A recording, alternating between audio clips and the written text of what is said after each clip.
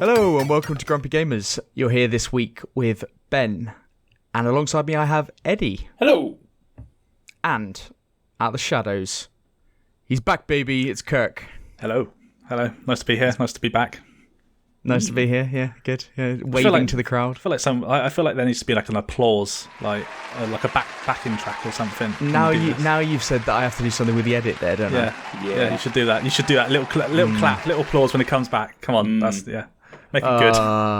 Now, if it's not in the edit, it's because I couldn't be asked. Which is much more likely. Yeah, exactly. That's a far more likely outcome. You used to be than it so being good at editing, Ben. You used to put things in. Do you remember we used to have a funny clip hit before the theme tune? Yes, we did. Those but now are the that days, requires Ben. me to. It requires me to actually find a bit that's funny and put it before and Not just that, Eddie. You've got such to a remember, fucking there's no difficult Pete so there's going to be very little editing that Ben has to do. So he just has to Oh, chop yeah, both of our things Ben is together, the nice one. sorted. This He will be doesn't want to do any work. It's going to be 2 minutes work for him on this one occasion. Yeah, You're so on the money. This will probably be a 15-minute edit, and the only reason it's 15 minutes is because my computer has to load. It has to do the effects and stuff. But yeah, it'll be clean as day. nice. With Pete not here. So, but yeah, Pete is not here. He should be back next week. So, but yeah, we Said that got last Kirk, and we didn't even. Yeah, I did say that last week. One week we just won't talk about him again. It'll be like the family dog that we don't mention. But we do have Kirk here, and we didn't even know it wasn't even a straight swap. You just went, look, I'm available. You're coming in hot. I thought that's what we were doing. Yeah. To be fair, I didn't even know Pete was off until 20 seconds ago. So Yeah. Well, that happened. Right. Anyway, let's move on. So yeah, we'll be doing the news, the new releases, what we've been playing, and then our feature this week, which is talking about the Golden Joystick Awards, which the nominees have just been announced for everything bar Game of the Year. So we're just going to be going through a few of the categories, seeing what we think, discussing a few of the games. Be good chat. Pete's before we sick, get into by the it, way. I'm just going to say that because 1 week you didn't explain why I was off and my dad panicked and gave me a phone call. So it's just Pete's sick. There you go. right? Yeah. Yeah. Pete is ill. There you go. There we go. He's not Right. dead. So I can. Right, I'll move on. He's not dead, did you say? Yeah. Yeah. Yeah, great. That's confirmed. For fuck's sake. Right, we've had a couple of messages this week. One on Twitter from Sith Lord. Thank you very much. I appreciate you, my man. It's nice to get good, nice messages. It makes it all worthwhile. We also got a fan email from Matthew Newman. He emailed in and he asked a couple of questions, which is cool. So we should start off with that. Cool. He said, I've been listening to you guys on the pod for a while. Congratulations on over 100 episodes. Thank you very much. Yep. Yeah. Thanks. And he's got a few questions. So. Fucking hell. Thanks very much. I said you're welcome to... I don't understand what I just did. Don't worry, sorry. You're very welcome. You're very welcome, okay. Matthew. Okay, great. Right, anyway, first one is, since the servers for Overwatch 1 are shutting down, I think they've actually shut down, will there be refunds? I think this is a contentious issue. So he said he pre-ordered the Origins edition and sunk nearly $100 right off the bat, not to mention the in-game purchases. And I actually think this isn't something that I'd really thought about. I know I've talked to you, Eddie, twice, I think, this week, mentioning about it. Unfortunately, when games go some games just go free to play, don't they? Some people bought the game off the bat and then they go free to play, and nobody. It feels annoying and it's unfair when that happens, but nothing really. There's no recompense. Now, in this particular case, I think skins have been transferred into Overwatch 2, and I think any credits you had have been transferred into Overwatch 2. But it is a weird and interesting kind of decision, isn't it? That you have to now play Overwatch 2 rather than play Overwatch 1. Yeah, it's a harsh reality, but... It's just a reminder that it's almost like games now, especially digital ones, it's like you almost don't even own anything, do you? You're just putting money into something. I was going to say, though, from what I've gathered from other people talking about this matter, isn't Overwatch 2 basically Overwatch 1 anyway? There's very little difference. Yeah. I think it was it was basically an update, an overhaul update, as far as I'm aware. But So in that regard, it is kind of like a game that you've bought going free to play. Yeah. I did look into this ages ago when I think one of my games went to Game Pass and I typed in, like, can I get a refund? And I remember, I can't remember what developer it was, but the developer went like, no, like, prices vary and there's no way we're going to give everyone the cheapest price that our game ever comes at. So, of course, we will not be giving refunds for going on Game Pass. So, yeah, I think you're shit out of luck there, I think. Yeah, you know when we bought Battlefield day one? No, early. God, we bought it early, Eddie. Yeah. We got it like 5 days early, didn't we? Yeah. That was a poor financial decision. And I thought that was going to go free to play real fast, but it hasn't, has it? Like, yeah, that's an interesting decision. I don't know if that's a win, Eddie. I don't know. I didn't enjoy it regardless. I've got to admit, I saw a clip the other day, and it did make me go, "Oh, I could install that again. That looks pretty cool." But you actually because you spent money on a game. I mean, you've only ever bought a few full price games, and that's only because we told you have to, and it's never worked out well for you. No. But you did play it for a long time, just on your own. Yeah. Trying to get your money's worth, didn't you? Yeah, and I did enjoy it. It's just, all the shit that Game of the Year. It was on your list for Game of the Year last year, wasn't it, as well? Yeah, I did enjoy it. I really did. But the problem is, when we all got back into Warzone again, it's one of those, I just jumped over to Warzone. Yeah, well, the thing that really did me over on that one is because they didn't have any mode like that where it felt like you were in your little squad. Yes, they had one mode and it was pretty crap. So yeah, I said this before. It was too big, in my opinion. I know they wanted to go bigger and better, but it was so big that there was no like holding choke points because people can just run around you. So yeah, it was too chaotic. I think disappointing. This question though, it links back to Warzone 2 coming out in a few weeks' time. Yeah. Now that is obviously a complete overhaul from the first one. Mm-hmm. And as far as I'm aware, there is no carryover from the first one to the second one.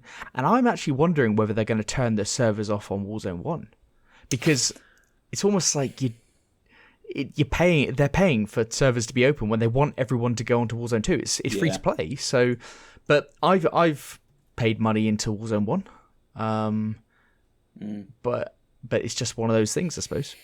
Yeah, that's a really interesting one. I think maybe they'll keep it going for a little while, but I think maybe when they have a crisis of player count, maybe get rid of Warzone 1, push them all onto Warzone 2. But yeah, it'll be really sad because they're different maps. It's sad, if you know what I mean. If it was the exact same maps, then no, I'd be like, yeah, okay, get rid of Warzone 1. But it's just sad. And to be fair, the thing is, they got rid of Verdansk, didn't exactly. they? Yeah, I was just about to caveat that with they got rid of Verdansk and no one can play it. So I guess we're gonna have to live with it.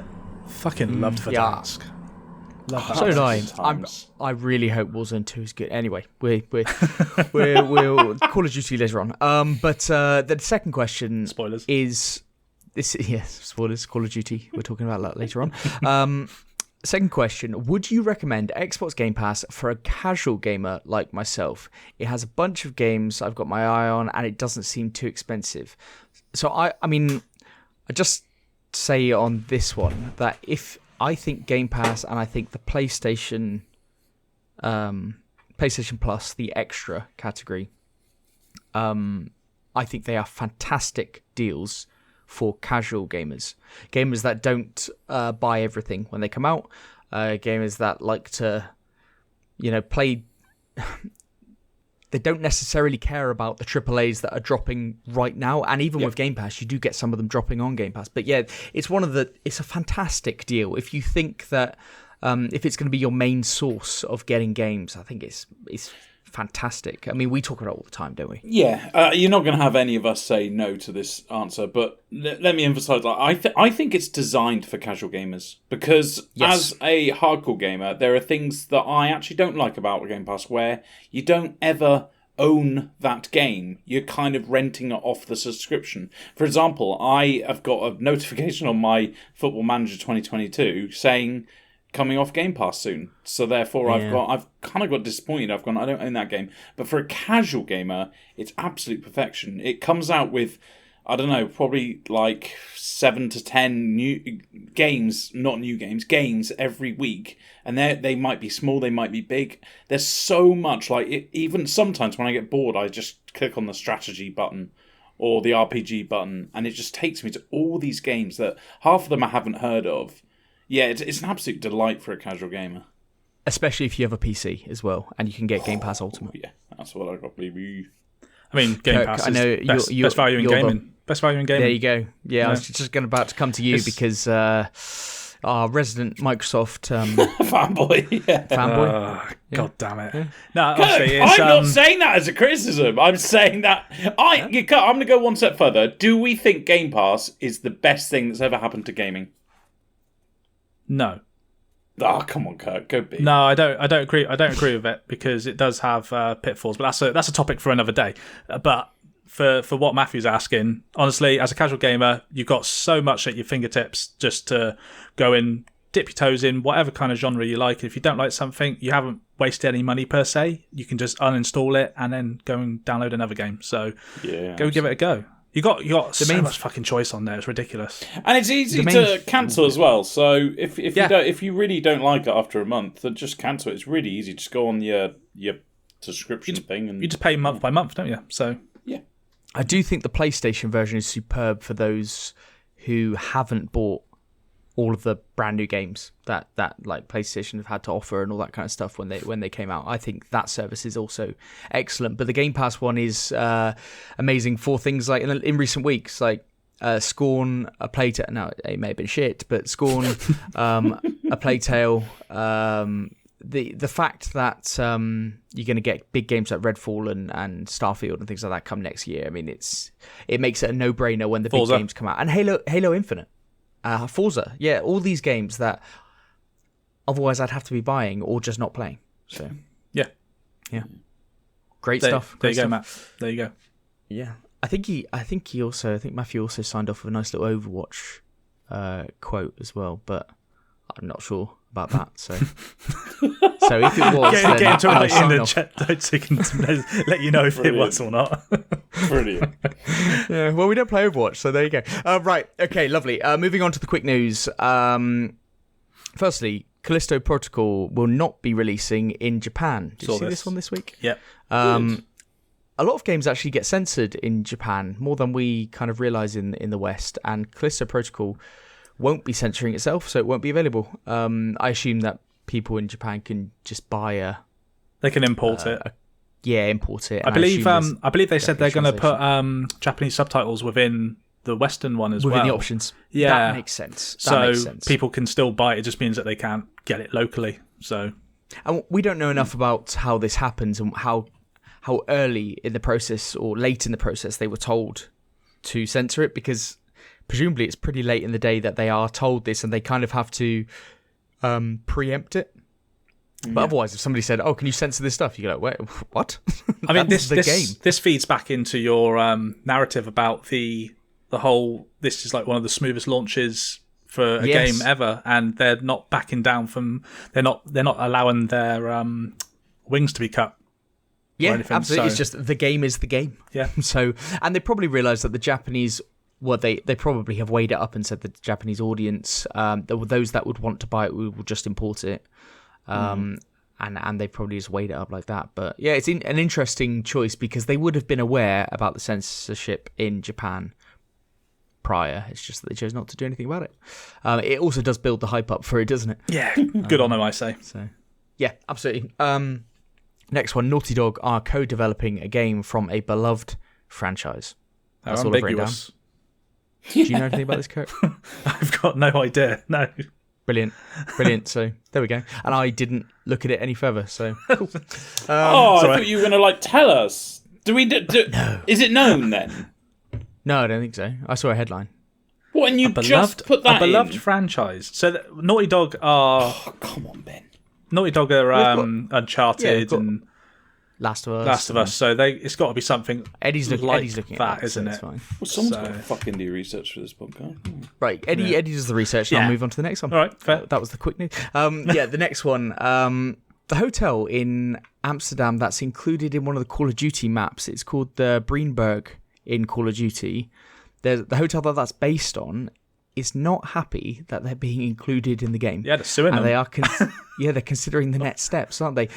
I read this today actually, and they're considering suing them, and they've said that they're although they're not mentioned by name, if you know Amsterdam at all, it's a case that you'd know that that's the hotel, and it doesn't align with the hotel's beliefs and the whole fact of bringing violence, etc. to it. So, I mean, that's I mean, fair enough. I mean, did the developers get permission?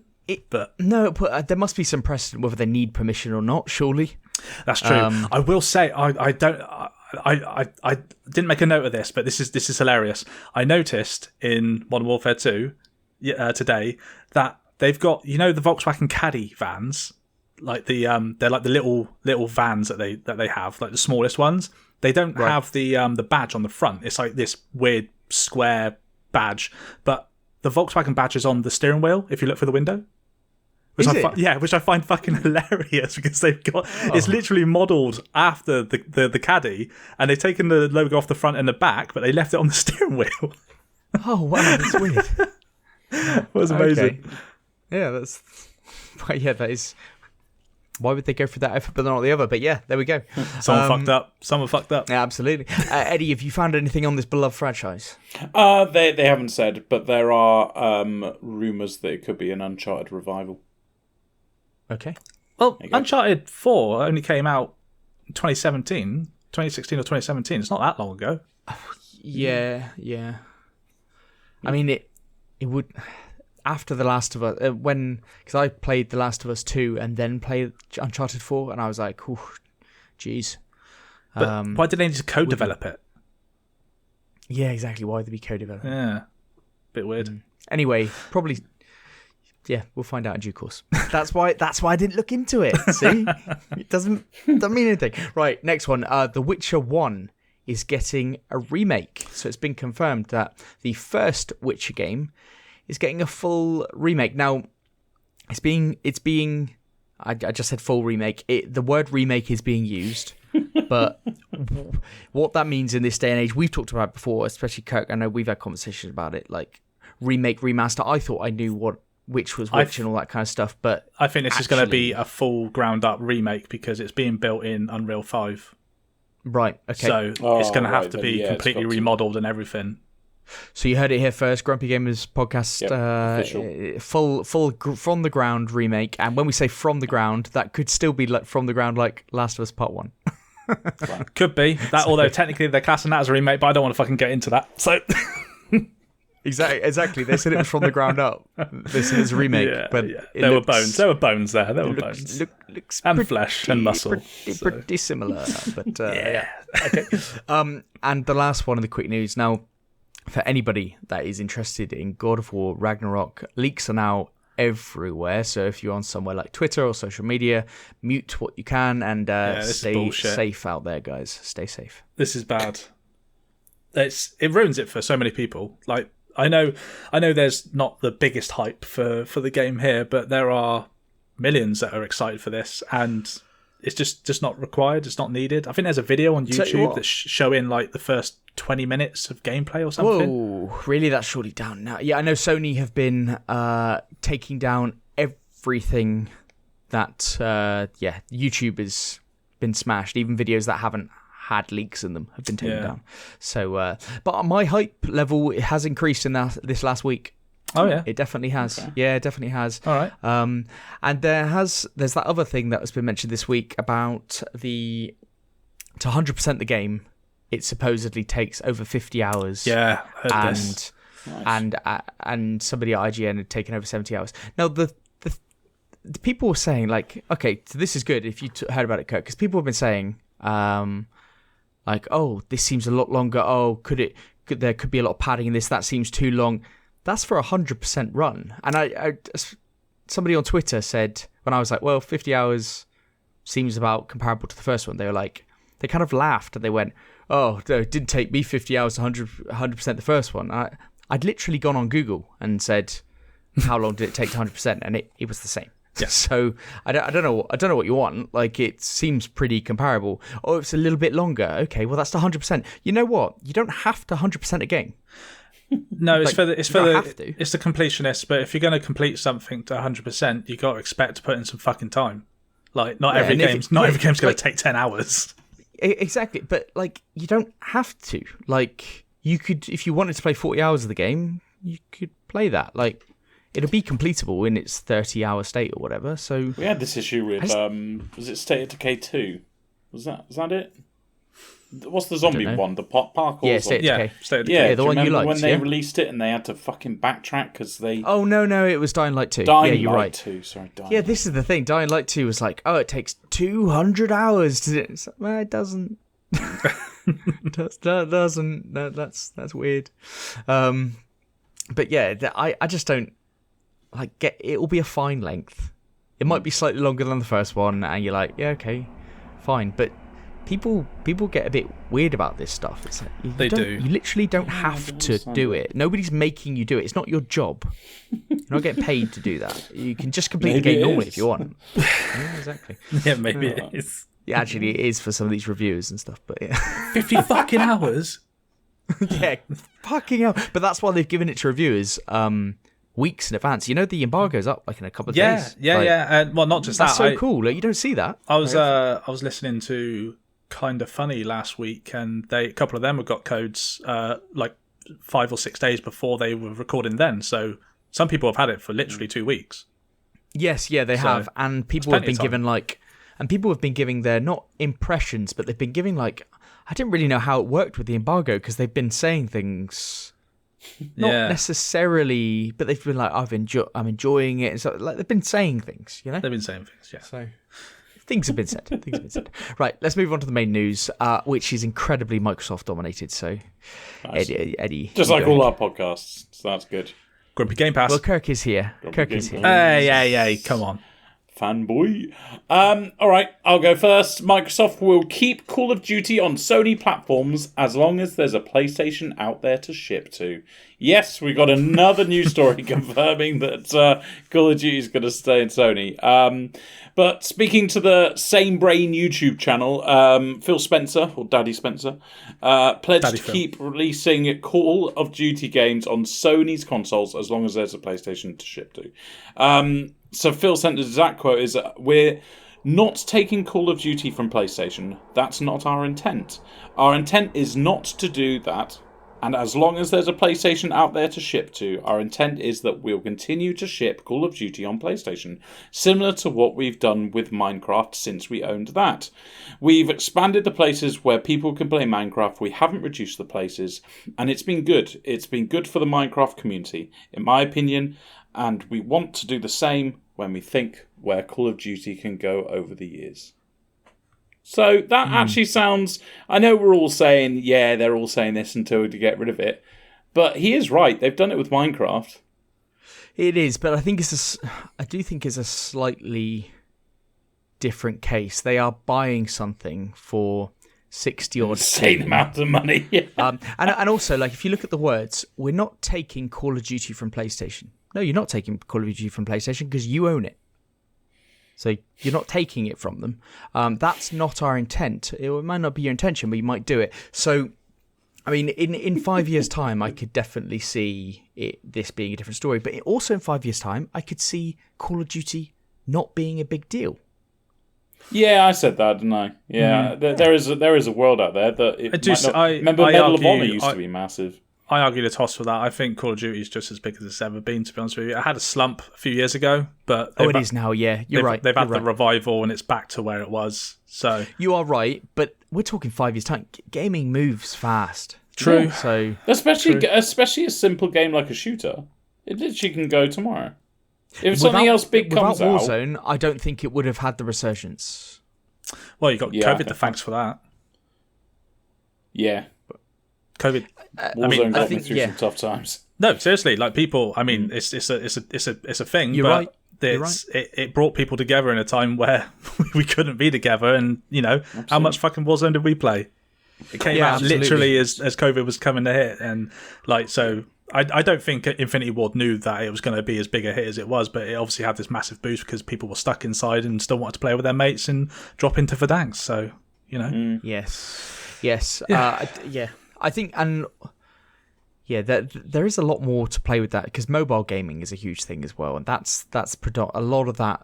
The value in that deal would have come from that, because you can't put all the value in just one franchise. I know that's the franchise everyone's talking about, and there is a lot of value there, obviously, a lot of value, but franchises can go bad. Like, there were years there where people weren't that interested, like through the like Advanced Warfare stuff. Like, it wasn't as popular, was it? No, I mean, it's still that's when it huge, slumped. but yeah, that can happen. That can happen again. I mean, Warzone is the thing. If Warzone 2 doesn't smash, then that's a big hit, right? Yeah, I mean, we'll see. Yeah, we'll see. So all it takes is one bad game, and it tarnishes a whole developer. Well, you say that, but Cold War was pretty dog shit, and it was unanimously revered to as pretty dog shit, especially after Modern Warfare 2019. But they've had Warzone, man. Yeah, I know. I get that. And what was last year's one? Vanguard. I mean, that no one talks about. That was because it's bad. Yeah, exactly. I know what you mean, but because Call of Duty has been kept alive with Warzone. Yeah. Okay. But, shall I move on? I mean, it certainly helped them that Battlefield died a painful death, and that will probably be in the back bonus for a very long time. But equally, like if in 5 years or 3 years or whatever they want to poll, somebody could come back to this quote and say, "Oh, but you said," okay, I say a lot of things. All right, what are you gonna do? So it doesn't mean anything. Speaking of quotes, Phil Spencer's been saying more stuff that we should perk our ears up to, because apparently Xbox won't be able to avoid price hikes forever. So this is reported by Eurogamer. So there could be, and probably will be, price hikes coming to the Xbox line sometime after the new year, based on what Phil Spencer has recently said when he was talking at Wall Street Journal's Tech Live. So I quote by Spencer here: "We've held price on our console, we've held price on games and our subscription. I don't think we'll be able to do that forever. I do think at some point we'll have to raise some prices on certain things. But going into this holiday, we thought it was important to maintain the prices." So that's what he said. And I think we can all agree that this isn't really surprising. I mean, Sony recently increased the PS5 across most regions, and ultimately things are costing more due to high global inflation rates and adverse currency trends, is another thing that Spencer had said. Microsoft have kept their console prices the same, as well as the Game Pass subscription has remained as well. He also noted that... No, what'd you say? It's getting cheaper with the old family thing. Well, the friends and family, yeah. No, that's a good point. Yeah. That is true. And it's noted that customers are more economically challenged and uncertain than ever. So Spencer said that it wasn't the right time to increase the prices, which makes sense. They're going into the holiday period. They ain't going to fucking do that. I mean, especially off the back of Sony putting their price hikes up. It looks more bandits. But it looks more consumer friendly, doesn't it? At the end of the day, it does. That's what it is. The only reason they're not doing it is because people kicked off like that. I struggle so much. I struggle so much with people like, "Oh, Microsoft is so consumer friendly. They're so consumer focused." I saw what you put. I saw what you put on Twitter earlier, mate. Exactly. Yeah. I can't understand. I can't understand the mentality. Like, it's just that Microsoft's corporate strategy at the moment is like a medium to long term game, and so this is the best way for them to be perceived to then generate long-term revenue and profitability. Yes. Sony have a clusterfuck of a marketing team, it seems, and it's all going wrong. They're doing things and saying things, and everyone's turning on them, and it's just not aligning. They have slightly different practices because they're in pole position, that they are making slightly different moves. No company is your friend. They're not your mate. They're not looking out for your best interest. They're looking out for their best interest, which you're hoping are going to align with yours. Yeah. And when they don't align with yours, they're not your mate anymore. Then you go, "Oh, no, they're rubbish." All right, okay, it's just a circle. It's a cyclical thing. At the moment, Microsoft are the good guys.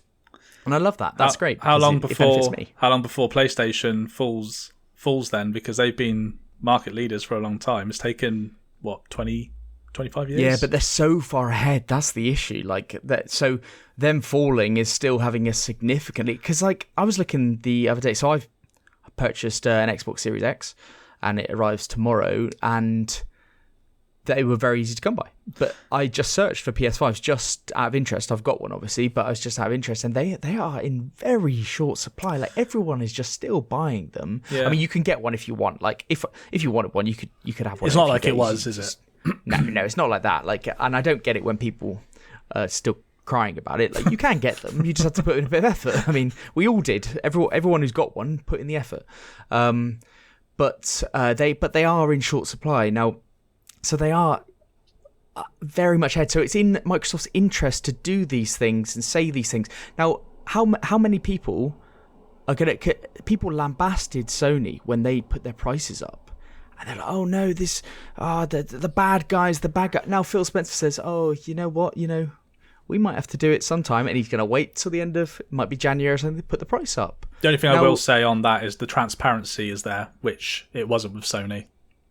Very true. So they're learning. They're learning from, they're just learning from what's going on. They have to be transparent, else they'll lose their reputation as, the people that are looking out for us, and I'm welcoming it because I love Game Pass as much as everyone else.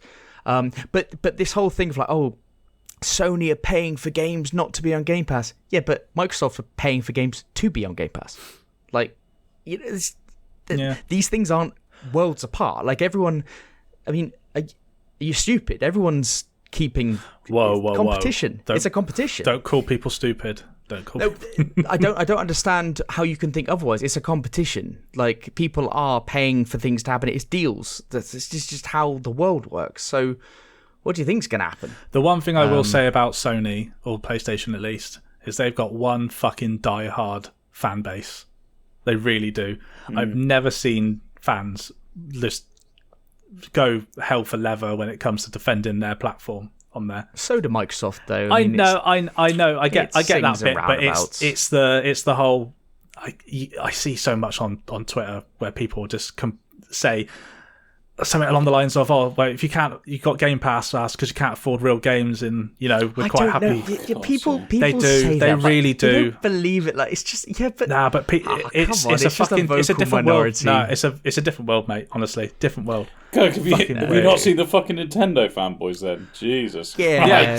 I talk to one on a weekly basis. People like me out there, fucking Mario this, Mario that. You guys haven't got Mario. Where's You're not your a real gamer until you played Mario Odyssey. That is true. Until you've got all the moons in Mario Odyssey, you're not a real gamer. Yeah, I'm like that all the time. Until you 100%ed it, yeah. That's what I'm about. Fuck you, Nintendo. But back to your story then.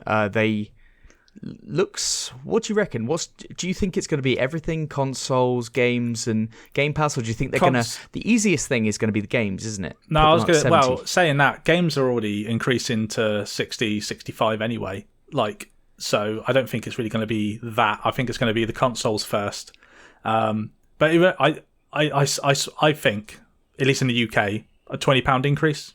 I think the PlayStation 5 was a £30 increase for both versions, wasn't it? It's a little undercut there. Yeah, just a little undercut so it doesn't look so bad. And then it will be Game Pass next. Game Pass will be the next one. So this is another point, I suppose, moving on to my story. But I do think games would be the easiest thing for them to just go, yeah, well, we're putting our new first-party games at £70 because the majority, a lot of people are going to be getting them for Game Pass, so we're not going to actually feel that high, and it makes Game Pass better value. Yeah, that's true. Like, it just go, oh, Game Pass is, don't worry, you can have Game Pass. We're putting it up to 70 because that's what the global market is doing. However, Game Pass is great value, so that makes sense to me. Get you £12 a month, and you can play just to do that. That makes a lot of stories. The first point of call, and I think they're enjoying. So I'll move on to my story because I think this links onto the Game Pass thing. I did say it was a Microsoft heavy news week, but So my the first one, what is it? Let me see. Game Pass is profitable. That's the main story headline. So Phil Spencer said Game Pass is profitable, but it missed its growth target for the second year in a row. Okay, so Microsoft targeted a 73% growth rate in Game Pass to its year that ended in the 30th of June 2022. But it actually hit a growth rate of 28%, which is quite a material kind of difference. Interestingly, PC Game Pass subscriptions did increase by 159%, so that is good year on year. Nice. Hardware only went up 13% though, even though the Series X has been a lot more available. So I think that would have probably been below expectations as well. But the main thing here is that Microsoft missed its growth target. Yeah, again for the second year in a row. That kind of led on to the question about Game Pass's profitability. Yeah. So Phil Spencer has said that Game Pass is supposedly profitable. He did do this in like kind of a passing comment though. And he said that despite the declining growth, mainly because at some point you've reached everyone on console that wants to subscribe. So he's given a reason for the declining growth there. But as an accountant by trade, I'd be asking kind of what he means by profitability, and this is why you can't really go into it because you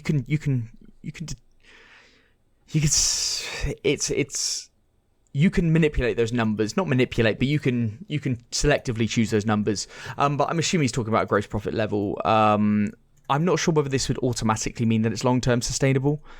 But what you would think, though, is that, and this is why I think they may not increase the Game Pass price straight away, because revenue is going to be increasing with Game Pass anyway. Like, think of your subscription, Kirk, which is lapsing. Yeah. You're going to be re-subscribing under the current kind of cost anyway, aren't they? Yeah, that's true. I'm going to have to... I don't think... I haven't looked into it yet, but... unless there is another deal that I can benefit from, then I am going to have to pay the normal price, which... what's Ultimate now? Is it 20? 18? 20 pounds? I thought it was like $10.99. Yeah, I think I'm like 13, I think. I am. For Ultimate, I mean, yeah? 13, 14. Yeah, I've got Ultimate, yeah. 13 makes sense. I don't even know what it is. No, sorry, I think normal Game Pass is about £8, isn't it? £8-9. Probably. And then... Yeah, if it was 20 quid, Kirk, I think that would be mental. Yeah, no, I don't know why I thought 20 quid. That's like the family pass, isn't it? Yeah, I think that's probably where I was going it is, because it's 4 people, £5 each, isn't it? Yeah. I think the family pass is, Yeah, I think it's like, it's between £10 and £13. Yeah. Brilliant. Let's just give that level. Okay, but what I mean by that is their revenue, even if they didn't get any more up. subscriptions, it's going to go up, isn't it? Because a lot of people have these £1 deals, these £3 deals, these whatever deals. I mean, how much do you pay for Game Pass now? Me? Yeah. It worked out at £3.33 a month. It's fucking amazing, isn't it? For Ultimate as well. Yeah, that's amazing. So insane. So their revenue is going to increase. Now, I'm sure that Microsoft do have an incredible handle on these things, so they do obviously know. But their forecasting was fucking off, wasn't it? Like, Game Pass, they've said, accounts for 15% of Xbox's overall revenue, and they have over 25 million Game Pass subscribers. So that was the most recent figure that they gave as well. That was earlier this year. I think the woman that was interviewing Spencer asked what's the current amount, and he said he can't say at the moment. Yeah, we just know it's over 25. So yeah, it could be 27. It could be 37 at this point. Yeah, probably not, given that the year-on-year was only 28%. So yeah, doing that kind of maths, working it back off of 25 million, they would have expected it to be around the 34 million Game Pass subs mark at this point, so rising from 20. But that isn't the case, is it? And it's probably just north of 25. So maybe they thought it'd be about PC Gamecast would skew that. So let's give them the benefit of that and say maybe they thought it'd be about 32 and they've hit 25. You know, their forecasting is fucking off. Yeah. And this is what makes you think, like, well, when we talk about profitability and things like that, if Game Pass, we don't know the financials obviously, but let's say Game Pass was going towards a profitable state, to be that far off, yeah. Who knows? It's pretty... But long may it continue, because it's a fucking great deal. But $10.99 a month, by the way. Yeah. Full price for Ultimate. There we go. Yeah, I knew I was nearly on the money. Yeah. So that Is that all our news? That ends the Microsoft news section. Is that what the news section is going to be now? Do we have a Sony and Nintendo one then? We don't actually. I didn't do anything towards that. But Fuck those guys. So there we go. I did say to you, Kirk, earlier, I went, I'm not sure whether I've got all the big news for the week. And you went, yeah, probably. No, have. I don't think nothing major has happened this week, sorry. Yeah. So yeah. Good. Okay. Well, at least you think that as well. I do. So if we've missed anything, then you can blame both me and Kirk. But not me. Okay. But mainly Ben. Not Eddie, because Eddie looks at this like an hour before the podcast to prep. So That is if me. that. Yeah. If that. Well, And you then, guys are doing your little research, your little reading. I'm playing games. That's why. yeah, it's not like Fucking Eddie's gonna message me and go, Swanison "Ben, over here just waddles in. Eddie's not going to message at 10 to 7 and go, oh my god, you missed this story. I know, you That's just two never do. gonna happen. I see my fucking phone lighting up while I'm trying to hammer out my 8th game of the evening, and it's fucking... Have you seen that Daddy Spencer's done this? Trying to get that Football Manager in before it goes off Game Pass. Yeah, there you go. Yeah, Cool. Kirk and I busy there just talking about games and shit, and Eddie's out there playing them, so there we go. Anyway, that's why Eddie's doing the new releases now. There you go. And for your Segue. record, I'm on this bloody prep for 2 hours before looking at all these fucking games, so... 2 hours to do the prep for this section. Jesus. No, about an hour and a half, yeah. Not for this section, hour- for the whole podcast. So Okay, right that's now I have a tab on every single one of these games. I have a tab on every single one of the games in our feature. Obviously, I went through all my stuff with what we've been playing. I played the game again for another 5 minutes to refresh my stuff. Yeah, I'll tell you what, that's very good, because is- for your contribution, no one would expect that level of research. Yeah, Also, and it really I feel- upsets me when I go like, "Oh, what do you think of this game?" And like Pete goes like, "Oh, I didn't even look at it. Great, absolutely great, love it." I just tried to insult you there, and you didn't even acknowledge it. I know. He just bounces off him like a rhino, doesn't I it? know, it just Sorry, I imagine it's thick skin. Do rhinos bounce off me, or is that I'm a rhino? Fit skin. Have you not heard that? Oh right, before? I didn't know where the insult was going there, but actually it was okay. It's To actually- be It's fair, I actually- was thinking a rhino's a good animal That's a to good be compared to. Yeah. So thank you, Kirk. You could have gone with Yeah. elephant. They also have thick skin, and it's more characteristic towards my size. So They've also got a great turn of pace, and you've actually got a great turn of pace. there you as well, go. There you go. What do you want? Welcome to the animal kingdom. Right. New releases. Let's start with The Chant, coming out on PC, PlayStations, and Xboxes. Only next gen, though. Well, I don't know. That Pete's copy and pasted that, so let's trust that. supposedly. Yeah, you heard it first. November 3rd, a single-player, third-person horror action adventure game set on a remote spiritual island retreat. To survive, you must craft, fight, and escape the psychedelic horrors set loose when a spiritual ritual goes wrong and awakens a dimension of cosmic terror. Yeah, so it's like a survival game, but it's got a story. Visuals look okay. You have spiritual weapons and abilities, which kind of gives it that edge, because, let's be honest, this category is fucking jam-packed. Yeah. It looks very similar to The Forest, which I know is a good game. So, what do you guys think? Do you think it looked alright?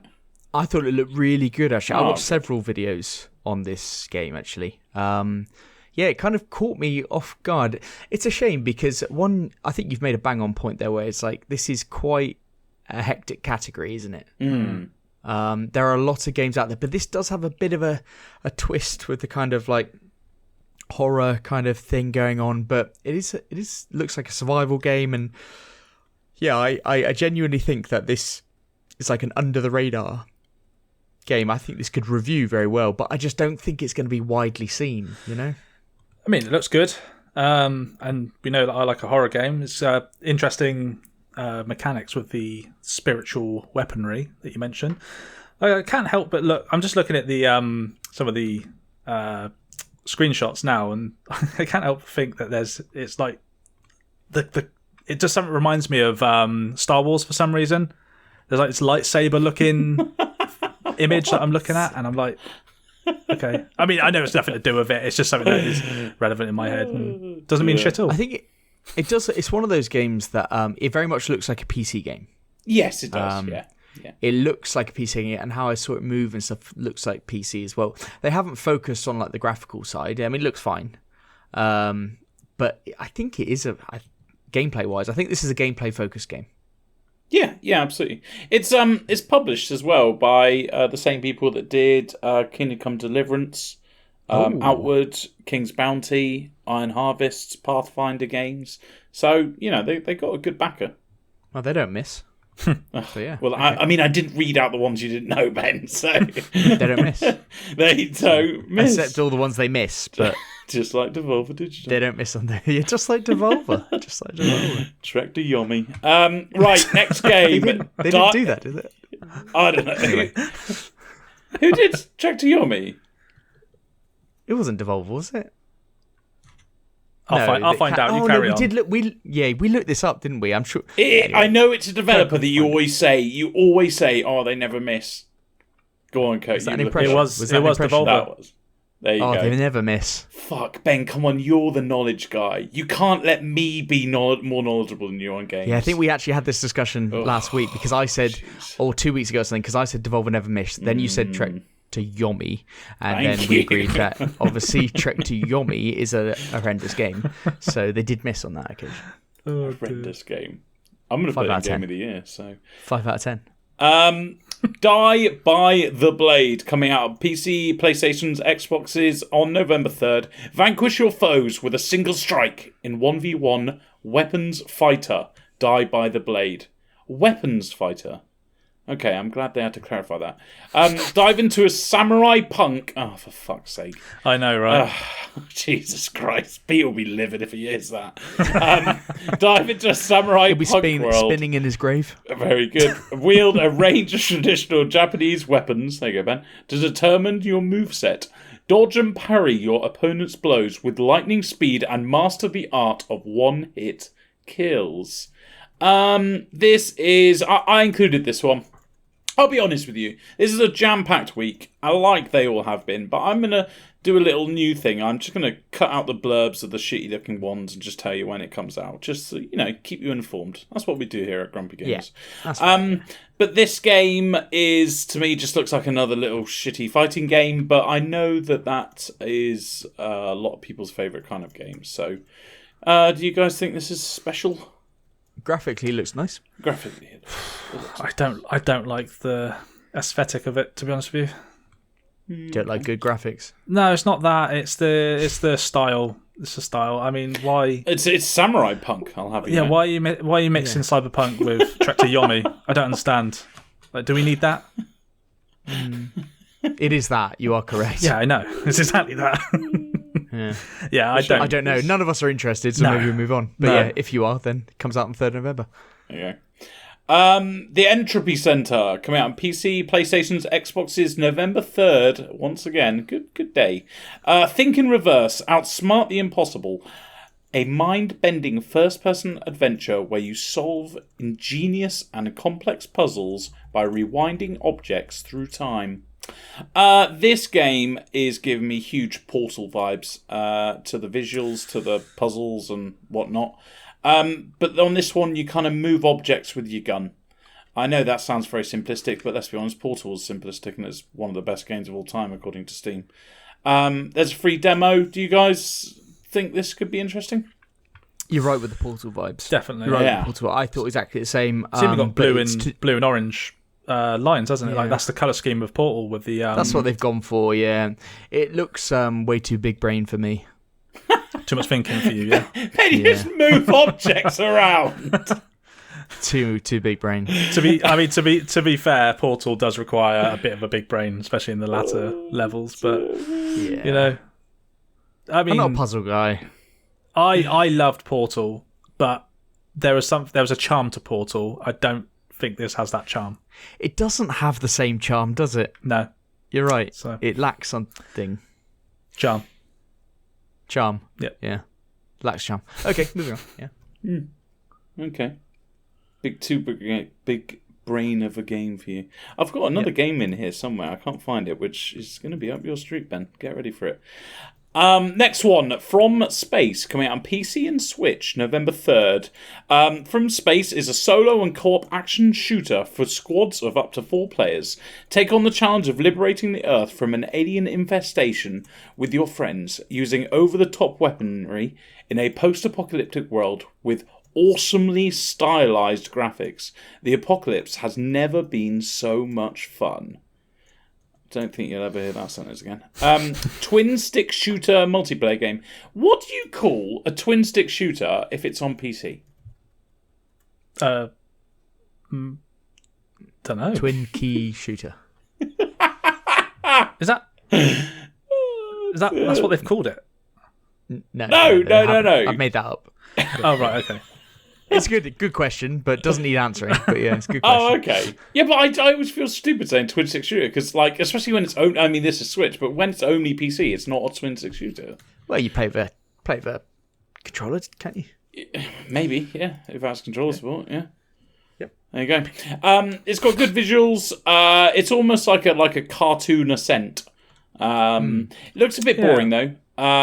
It's one of those games that I think will be really boring unless you play with mates. And then it could be fun. Couldn't believe that. I mean, I looked down. I had a smile on my face as I was looking at this game. I thought, that looks pretty good. And then I saw looks boring. Right. Okay. Yeah. Great. Yeah. Does look. Especially when there's awesomely stylized graphics.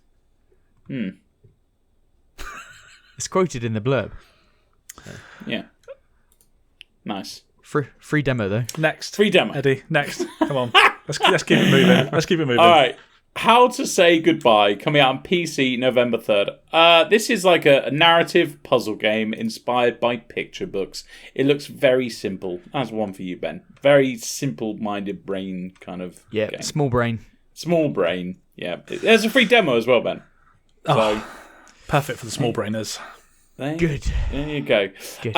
Moving on, King's Hunt, PC, November 3rd. This is a third-person tactical arena brawler set in a dark fantasy world. It's like a 5v5 kind of big battle. You all beat each other up. Weapon. You know what I thought? When I looked at this game, I thought this could be one that actually reviews really well, but it would just fly under loads of people's radar, but might have a nice cult following, because I thought it looked like it could be a good game. Yeah, okay. Yeah. It's got lots of little quirky things in it. So, and some of the visuals actually look quite good. But it looked quite. I know it's on PC, but it looked quite last gen console, didn't it? Yeah, and I do feel like with all these kind of games, you really do feel like there's just a roll of the dice. Like some of them, for some reason, just catch people's eye, and everyone plays it. Yeah, agreed. Difficult. All right, next one. Outshine. Now, this is an interesting one. Coming out on PC, November 3rd. It's a tactical typing game. All right? If you didn't know what that means, you're a person, and you're running along, and to change like lanes and stuff, or to jump or whatever, you have to type the word that's coming at you. The visuals actually look. It's funny because describing that, you think this is going to be a real crappy looking game.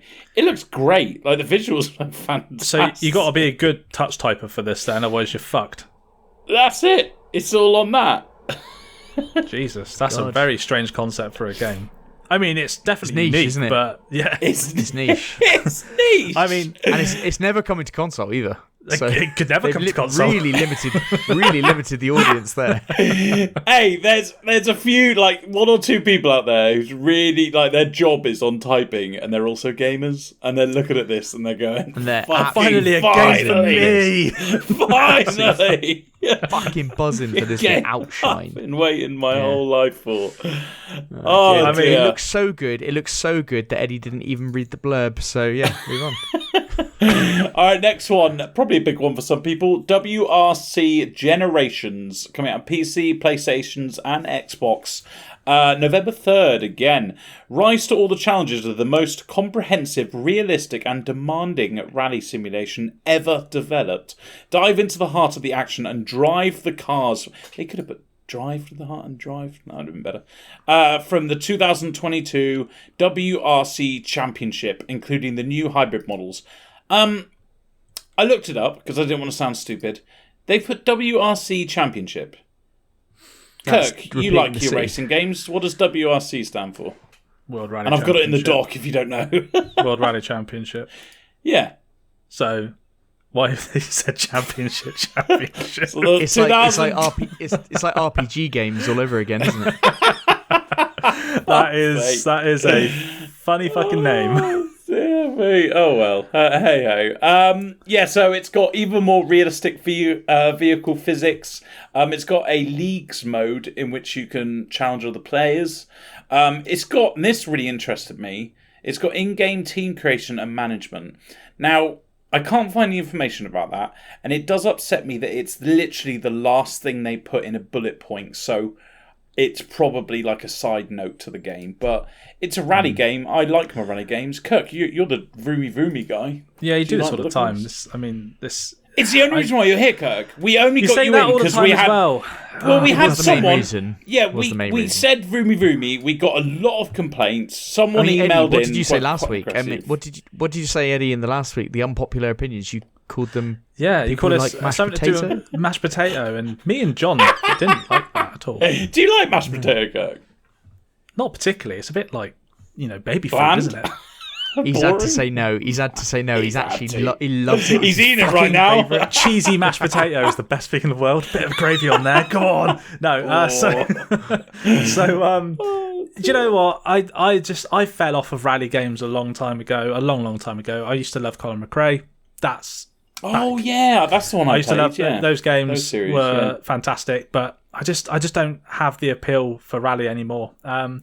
Sure, this looks nice, and the blurb says the same fucking thing that every new game that of its kind comes out. Absolutely. Like, it's got the latest mechanics, like the new realistic physics. Like, I remember back Always in the day say when that realistic Gran- physics. Gran Turismo on the PS1, the best racing simulator in the world with realistic physics. Like, you go and play it now, it's like, no, it's not. Like, I compared got to really today. pissed off when that what's that racing game? Gran Turismo, wasn't it? Turismo. And we Turismo. spent half an hour watching that thing, and they were banging on about realistic physics, and they don't even have damage, do they, Ben? No, they don't have damage. No. Realistic physics, and you can slam your car in the back of theirs, and Yep. yeah, fucking hell.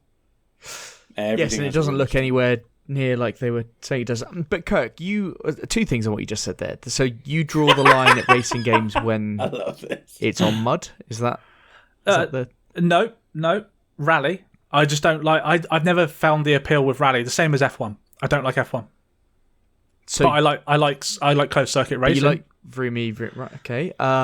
It's cool. I'm learning. Do you like? Okay, I like first person shooters. Does that mean I have to like Overwatch? Does it mean I have to like? Does it? It means Dickhead. that you probably do. Yeah. No, I don't think it does. Don't put me in a box. Let me out of the box. And secondly, you criticise this blurb. You're going to be, when Forza Motorsport comes out and has the identical blurb, you're going to be fucking frothing at the mouth over this. I will be You're jizzing gonna my be pants. Yes, you're right. Yeah. Oh God, it got worse. Come on, Whilst I'm eating mashed potato. So Children listen to this. Jesus they Christ, definitely Kirk. do not. They shouldn't. If there are any should not. children out here, Fucking turn this off now and go to bed, you little shits. wow. Okay. Christ almighty. I know you haven't been on for a while, Kirk, but you know what? It's just calm it down, yeah? Just pump the brakes. Right, Very Eddie, good. can you take us on? Pump the brakes. Dear me, TK Maxx is back. Oh, I tell you what, we need to tell our listeners this. Kirk has fucking hell. ended his Activision boycott. Activision boycott. Officially. And he's He'd officially he'd ended it a year ago when Spoilers. when a month after saying that he's Oh, boycotting, fuck off. he then No, started, it wasn't started not a playing month. No, it Crash wasn't. With No, it wasn't. Spyro, and all wasn't this it? kind of Was stuff. it Spyro And then or he was got it the Crash? new Crash, and now he's bought the new COD, and now he's like, oh, I'm back in Warzone, I'm back, baby. Yeah, he's back in the Warzone squad. Fuck the boycott. The boycott doesn't even mean anything. Hey, all this kind of stuff. it's almost I remember owned. him saying that. It's almost owned by Microsoft, okay? You know, the light's at the end of the tunnel. Okay? The boycott is gone. I want to play Warzone.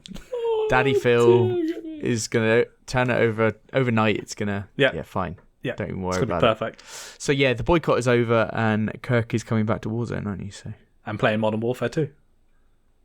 And play Modern Warfare Cool. 2, yeah. Spoilers. So we can look forward to some nice toxic teammate. Oh, yeah. The reason why we called the Twilight Lizards TK Maxx is because Kirk sometimes, very often is quite aggressive on the old Warzone chat, aren't you, Kirk? To his teammates, yeah. Thank you. To his friends. Hey, go fuck yourself, all right? Go fuck yourself. Ben doesn't even play, so I don't know what he's talking about. We have a lovely time. We have a lovely time playing Big every each night. other up. We have friendly chats. Yeah, it's absolutely wonderful, and I'm expecting that atmosphere to change I entirely. cannot wait to join that fucking group and then just literally rip it into Jack straight away. Haven't spoken to him for months. Fuck you, Jack. And then what we'll get is on our chat on the WhatsApp or the Signal. It'll just be Kirk has been removed from the group. And quite rightly. No one will blame him. Oh, it's just happened. Thank you. Yeah. Right. Move us on. Next game. Correct me if I'm saying this wrong. Aeterna? Do you reckon? Eterna. I say Eterna. Aeterna Noctis. I'm going to say that. Coming out on Switch November 4th. It did come out on all consoles December 2021. It's a dark and demanding Metroidvania. It's got very positive reviews on Steam. It's got really cool visuals. I've said Ben and Pete. Pete's not fucking here. So, Ben, do you think this could be something you get on Switch? It looks quite good. It looks really cool. Switch looks like a good home for it, and it's a Metroidvania. So, yeah, if people are interested in Metroidvanias, then this looks like it could be a really good one. Because it looks like a good Switch game, and it's not on Switch, and it's already got good reviews. So, yeah, I think this could be a lovely little one. Yeah. Next one, Harvestella, coming out on PC, Switch, November 4th. Harvestella, an all-new life simulation RPG from Square Enix. Lead a life of self-sufficiency with your vibrant house as a base and cooperate with allies to overcome various threats.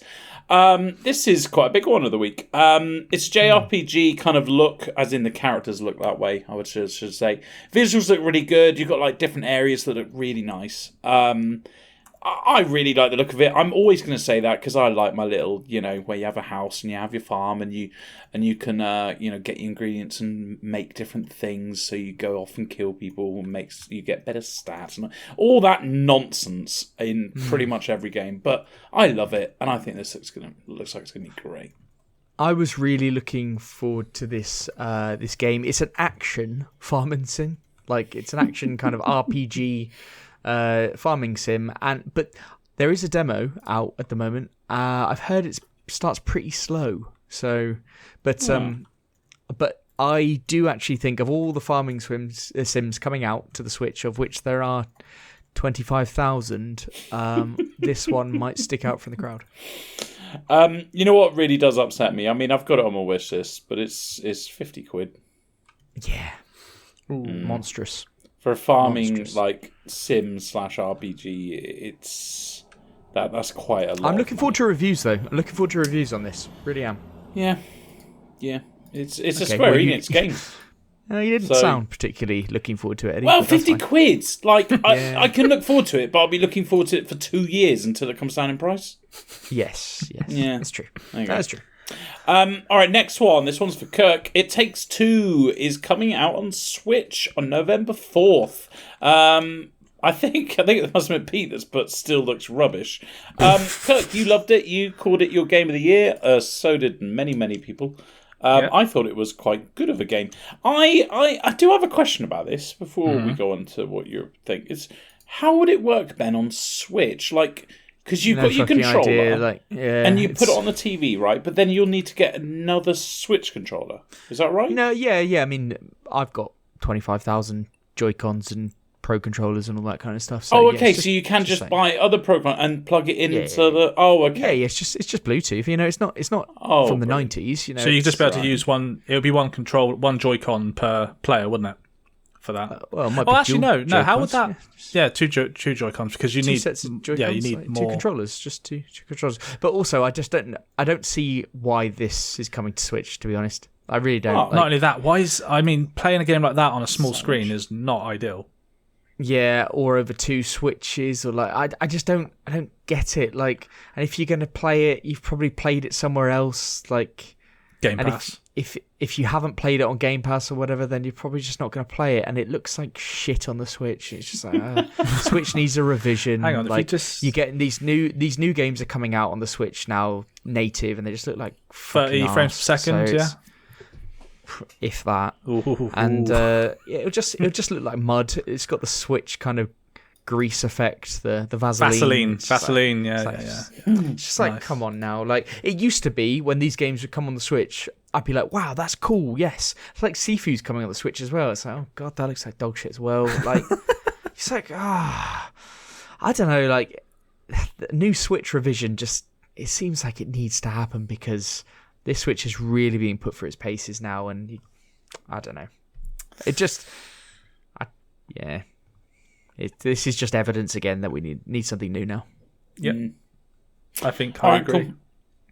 Nice. Soulstone Survivors coming out on PC November 7th. Face the Lords of the Void and their endless minions. Collect their soulstones and become a god. In this action roguelite, unveil secret spells, craft mighty weapons, unlock multiple characters, discover game-breaking synergies, and conquer the power of the void. Says it all in the blurb, really. It's top-down view. The visuals are dark, yet kind of just simple, really. You got things like there's a blacksmith. You can add runes to stuff. You got a skill tree. And it just looks okay. It's quite Hades slash Curse of the Dead Gods kind of vibes to it. So yeah, it's another one of those. We had one like last week with the Necromancer game. Yeah, they're coming thick and fast, aren't they? Yeah. So another one of those. Cool. Kirk, any thoughts? No. Lovely. A Little to the Left, coming out on PC November 8th. This is Ben, this game's for you, mate. I'm just gonna Small mind. I thought you were going to cut this, but No, because we need a small mind game. Small you know, brain, Ben? small brain, for small brain. small-brained people. This is a cozy puzzle game that has you sort, stack, and organise household items into pleasing arrangements. Pleasing arrangements. Pleasing arrangements. Right. To our listeners, you literally organise stuff. You put crayons in the right order. Glasses in the cupboard. Yeah, glasses in Oh, the cupboard. And the worst thing is it has the simplest of graphics. It's not like one of those, simple games like a construction manager where the graphics are fucking amazing. Simplest graphics. You know what? Even the fact that there's a free demo made me go, isn't that a really bad decision? Yes, don't have a free demo. Don't have put a free a demo out on this. If your whole Make game... someone pay up front. Yeah. Because it's going to be... unless... Make someone go through the effort of having to get a Steam refund. Unless they have such confidence in the game that they need that demo out there just to hook people. Or they don't want to be dealing with a refund. I don't know. Anyway, come on. That's it. All right. Fuck you then, Ben. That one was just for you. All right, we'll move on to a smaller game. Football Manager 2023, coming out on PC, PlayStations, Xboxes, and Switch, November 8th, and it's coming out on Game Pass. Upgrade your managerial game with new levels of authenticity and immersion in FM23. Your journey towards footballing glory awaits. Supporter confidence system. There's a few other things that I've noticed that it has. Overhaul your opponent's decision making has made them smarter. There's a brand new dynamic manager timeline, which sounds exactly what I kind of want. That means like you get to look back at your achievements in a weird kind of timeline thing. There's the big European nights with European Champions League, the Europa League. Ben, you've actually bought this, have you not? I have, and I'll talk about it in a minute, yeah. Look. Yeah. There you go. So that's all I'm going to say on it. Ben, I will say quickly, is there women in it? No. I don't know why. Why was it FIFA? I think I might have been getting FIFA, confused with yes. FIFA. FIFA's Yes. going to have it. Right, okay, Yes. fine. Correct. Right, moving on to the big one, because that was pretty big. The big one. But this one's The bigger. big one. All right, Ben's clearly excited. He's gotten louder. So. Here we go. Sonic Frontiers coming out on PC, PlayStations, Xboxes, and Switch November 8th. Worlds are colliding in Sonic the Hedgehog's newest high-speed adventure. In search of the missing Chaos Emeralds, Sonic becomes stranded on an ancient island teeming with unusual creatures. Battle hordes of powerful enemies as you explore a breathtaking world of action, adventure, and mystery. Accelerate to new heights and experience the thrill of high-velocity, open-zone platforming freedom as you race across the 5 massive Starfall Islands. Jump into adventure, wield the power of the ancients, and fight to stop these new mysterious foes. Boom! What a good blurb you read out there. I had to. Lovely work, Eddie. It's going to be Lovely it. It's a big game. It's a big game. It's a big game. Yeah. Okay, all right. We're saying some big comments already. So there's open zone areas of the Starfall Islands. The visuals look amazing. We have seen a shit ton, and we've talked about it a shit ton. I think we're all excited. I think Ben's more excited because he's going to get it on day one, aren't you? I am, absolutely. Pre-order and everything. Pre-order. Ooh, yeah, of course. That's even better. It's a big game. It's a potential game of the year candidate. So, yeah, it's the big game of the month. I'm going to be honest with you. I've kind of like stayed under the radar with this because I've seen a lot of people talk about it. Obviously, remember when it first was shown, it was a bit ropey, wasn't it? And then you had various people that were previewing it that were what's the word? Complimentary. Assured that the game was going to be tidied up. I missed what you said because I was talking whilst you said it, but okay. No, okay. Not laughing at you. Just okay. All right. But I've seen some of the later previews of what people kind of think, and it looks like it could be really fun. Like now, whether that means I want to dive into it is something else, because I hold a special place with Sonic side-scrolling in my heart, and I just don't know how I feel about a 3D Sonic. And we've been burned a lot by 3D Sonics in the past. So okay, this is new era. You hold a candle for Sonic. How about you jump in with me? Yeah, probably not gonna do that just yet. But 2 feet, baby. Nah, the water's cold, mate. Nice. Whoa, no, it's not. It's lukewarm. No, lukewarm at worst. Well, that doesn't sound appealing. At worst, Eddie. At worst.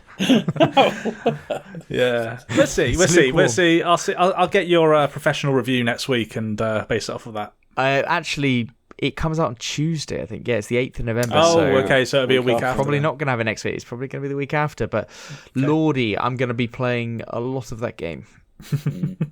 Lots of that game. Yeah, I'm excited for that one. Cool. Okay. I've got pick of the week, haven't I? How can I say this? How can I choose this? It's got to be Sonic. Yes, of course it is, because it's potential game of the year. Yeah, exactly. For the masses, it's got to be Sonic. Yeah. Even though last week you did say that you weren't going to pick the obvious one, which was Modern Warfare 2, because it was the big one. Yeah, but for the masses. Sonic for me, even though I'm not going to get it, it holds such a special place in my heart, because I think genuinely it might have been one of the very first games I played. So, yeah, and I did enjoy them back in the day, so I'm going to choose it for that reason. Okay. I celebrate you, Eddie, the God of War killer. Right, good. Yeah. Here we go. Right, so we've just been talking about Football Manager, so it makes sense for what we've been playing that I'll just dive into Football Manager to start with. It's Football Manager.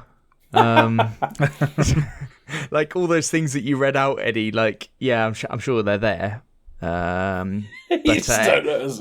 anyway, for those who don't know Football Manager, and I think they're probably more for the American listeners, maybe. Football Manager is just a management sim game where you take over a football club and manage the team, but you are a manager, so you can move to other clubs and all that kind of stuff.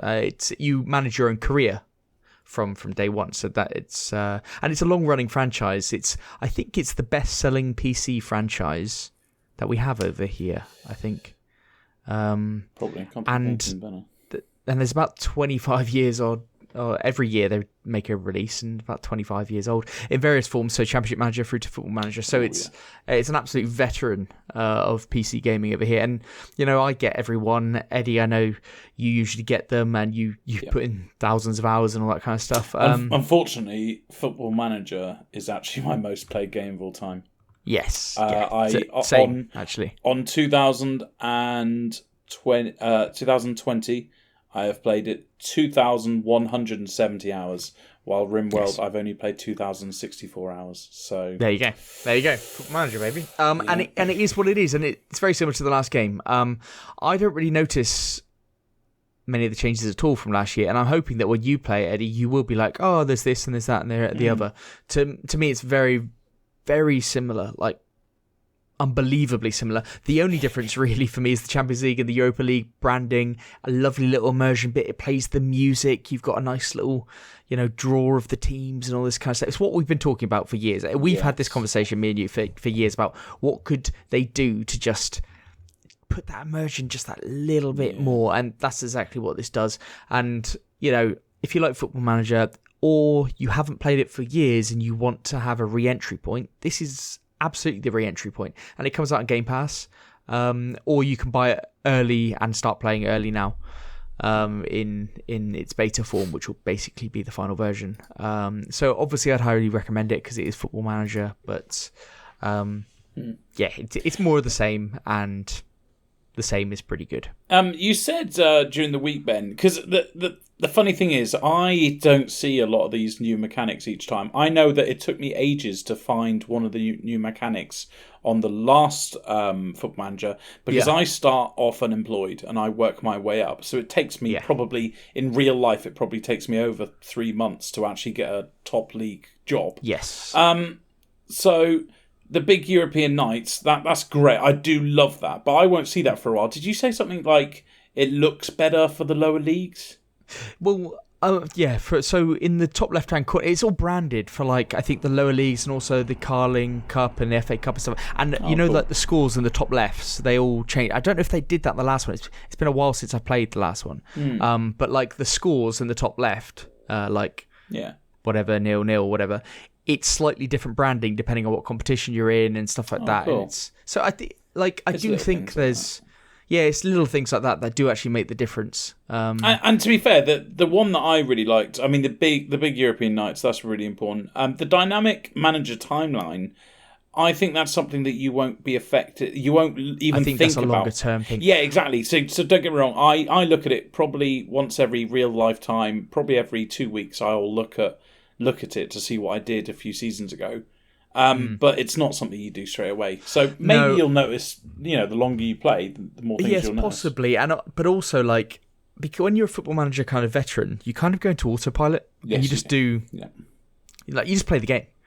And a lot of the new features you don't really know. And one of the newest features in this game is the kind of the ability for the opposition to kind of work out what you're doing a lot. Yeah. But that's all in the background. You don't see it, do you? Yeah, exactly. It's not tangible. So I think a lot of the improvements have probably been behind the scenes.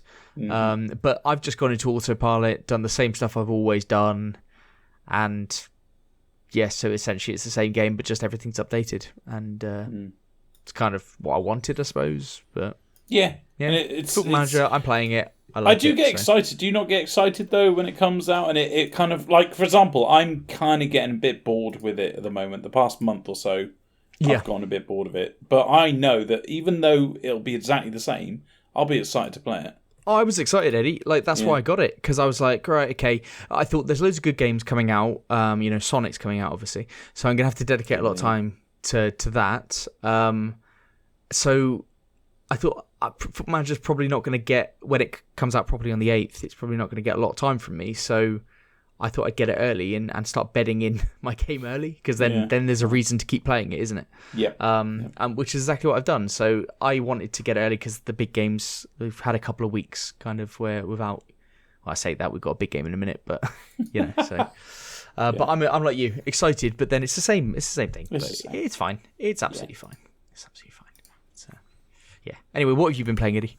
Well, I left Kaplurth, didn't I, for this week to talk with Pete over. But he fucked you over there, didn't he?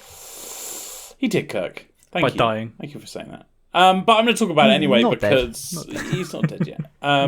Yet. Sickly boy. Sickly boy. So I've been playing Perth. Pete talked about this probably a couple months ago. The developers are Taro and the publishers are Gamera Games, and it came out in May this year.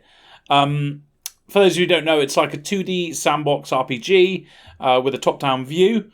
It looks like RimWorld. It looks really similar to RimWorld. I don't know how. Do you think they just allow it in gaming? I don't know, because there's so many of them that do it. Like, Yes. is that okay? Yeah. At what stage do RimWorld go? No, that's too much. We need to step in. Call the lawyers When they call it like something else, like Rim. Job. No, I won't finish that. You finished it. It's fine. Hell. There are no children listening. You already sent them to bed. They've gone to bed, yeah. They've gone to bed. Thank you, Kirk, for sending them to bed. It looks like RimWorld, but you only control one person, so that person is you. So it's very much more of an RPG than kind of a management game. It's got loads of lovely, cool mechanics. Like you can get companions that follow you about and pets, and you can train them up and level them up and whatnot. You can also create clones by using all these like genetic cool things to make them really strong as hell. All these genetics that you find around the map, or you get off people, or you trade them or whatever. So the whole game is it's like an open world, so it's fun to explore. It's really, really cool for that. You find loads of stuff around the map. You find like human bases which are like massive, and they got all the different types of traders, and you have people that like ask for certain things, and then you get rewards for it. So it's really fun to explore because you do. Don't get me wrong, you find like your bad places as well, like enemy bases, or I don't know, bear nests or something. Bear nests. Where do bears congregate? Nests. Thank you. You find the bear nests and stuff like that. So that's quite fun. I like the base building part of it. It is quite a big part of it because you obviously need it's to do with the whole crafting and everything. It's that kind of game. But you also have people that come and stay with you, which Pete's talked about before. The problem is that exactly how Pete described it was 100% accurate, which I was disappointed with because there's a mechanic where all these people stay with you, and if they're happy, they get happy over time by like you having like baths and stuff. But they only give you money, which really upsets me because they've put this mechanic in, and it's a shame they can't be like your friends or your colonists, so that they have like happy meters, or they help you defend the base, or stuff like that. But it's literally they're just there and they give you money. And to be honest with you, I haven't even found like you can go to the traders and trade stuff, but money really isn't the important thing anyway. It's kind of all about finding the right weapon. Another annoying mechanic, you can't pass time. And I know it's such a small mechanic, but I just thought it's so lazy. Like, how easy is it just to incorporate a mechanic that if you sleep in a bed, you can sleep till morning? Like, I don't know. That pissed me off. So this game's very, very good. But the thing that I don't like about it, and this is typical of me, is you very much feel like it's a computer game. Because you have bosses around the maps, and you have achievements. Like you need to go and kill the boss, and then you'll get this thing to then build that.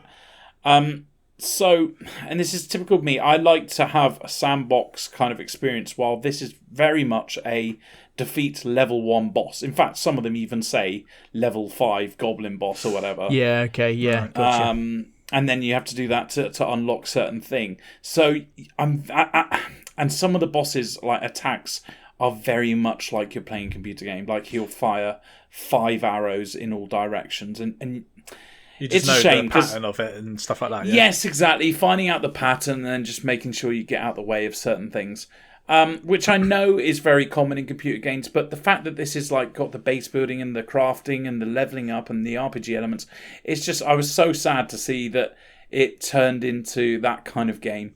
I just feel you like want a life sim where you're God. yes, I want a forever game where Yeah. I want RimWorld, but you're with one person. There you go. I said it. Yeah, I I said get what I it. was thinking. But that's not to take it away. Look, it's a very good game. For people who actually like playing computer games, actual computer games, then I'd definitely give this a try. It's really, really good in that sense. And I guess another benefit to it is it's made me play RimWorld again. So I'm back So on it's the RimWorld almost the game you wanted. train. You know what, Ben? I've said this a million times. I have bought and played probably genuinely 30 games because I thought, oh, this looks a little bit like RimWorld. And every single one of them, I get angry at certain mechanics and then I go back to play RimWorld. This is probably the very first game where I've gone, oh, it's not RimWorld. I'm going to go back and play RimWorld. However, that was a good game. Yeah, okay. I got you. So that speaks volumes because for me, because what I'm always doing in my brain when I'm playing a game similar to RimWorld is I'm comparing everything to RimWorld.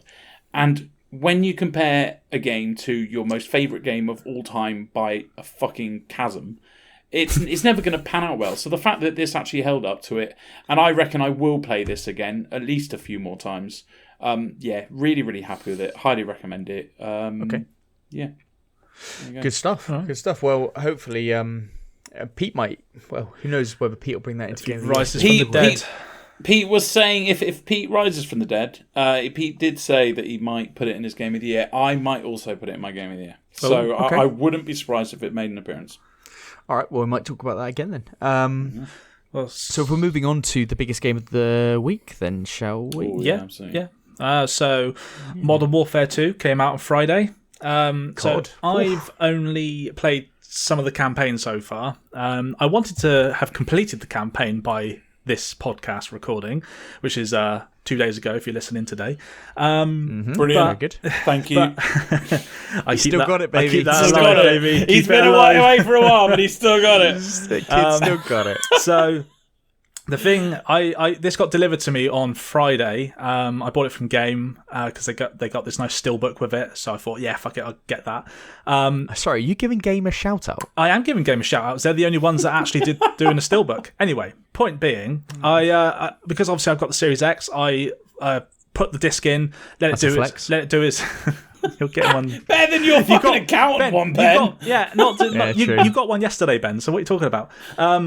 So. I put it in, and as with every fucking modern game today, 90 gig download required to get this thing fucking running. I'm thinking to myself, 90. Okay, yeah, man, yeah. So I had to remove a few old games off of the system. That's fine. So they're nothing anymore. But I thought, okay, 5 o'clock's going to roll around. I had myself a little care package that I made with drinks and snacks and stuff, thinking I'm going to fucking smash this campaign tonight and just get on with it. I then loaded up the campaign. And there was a 10 gigabyte download for the campaign to start running. And I thought, oh, for fuck's sake. Anyway, so this is like peak time now because it's just gone 5. People are getting home. People are downloading from the COD servers and stuff. 10 gig goes. I'm thinking, great, now I can play it. Nope, there's another 30 gig download.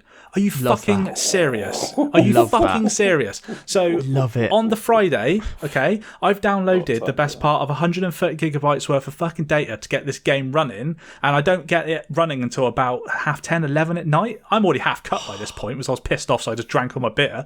So I only managed to play like an hour of it at this then, and couldn't remember any of it. Couldn't remember any of it. I got through to the Amsterdam level, which was the second mission. I then stopped because I was like, you know, when something's just drained you, and I was so excited to play this, and then it just fucking dampened my spirits. You were so excited, and that's what makes it so good. Yeah. Anyway, so I managed to play it properly last night for a good few hours, and this is some of my takeaways from it. So visually, it is fantastic. Although I do have a caveat to that later, which I'll get to. I mean, COD games have always looked fantastic, really. So nothing wrong there. The sounds of the guns and just the sound design in general is fucking fantastic. I mean, guns sound punchy. Like Ben, you said the other day about grenades sounding fucking great, didn't you? And just the thing with COD games is they, again, visually and audibly, they are just on another level. And when you shoot those guns, I mean, we've spoken about Warzone before, when we shoot the shooty bang bangs, and it's just a next, fucking great. Gunplay, fantastic. Nothing new there. Now the story beats are typical of COD. There's a terrorist, and the government needs to send in like SAS and the Marines and stuff, and you're going on all this kind of journey to stop a nuclear fucking World War III again. So you're not really invested for the story per se, but it's a continuation from Modern Warfare 1, which was a fun story, and it had Captain Shepard. Not Captain Shepard. That's fucking Shepard. Captain Shepard.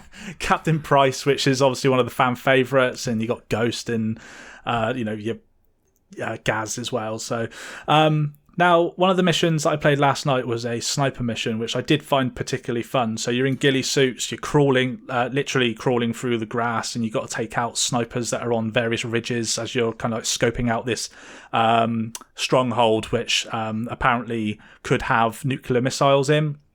And the way that the level is kind of like produced is fantastic. Like, they give you a backpack, which is a bit disappointing because they don't give you this in previous levels, and there wasn't anything like this in the next level that I played, so I don't know if it's just for this level at this point, but basically you get like a little backpack with various different kind of like kind of gear to use at your disposal, and whether you want to go one route or another. So what I mean by that is using heartbeat sensor to avoid enemies that are in certain buildings and crawling past them, kind of like stealth mission in that sense. And then when you get to a particular building, you've got various options to try and flush them out. Like, you can go onto the roof and you can use tear gas grenade to throw down the ventilation to force them out, and then you and Price start shooting them. Or you can kind of like drop in through the skylights with like rain fire on them, that kind of thing, which is really cool. Obviously, I was a bit pissed when I was playing it on the Friday night and did the Amsterdam level, but it did look really, really nice. The only thing I will say to that, there wasn't a lot going on, so I don't really know how taxing it was on the system.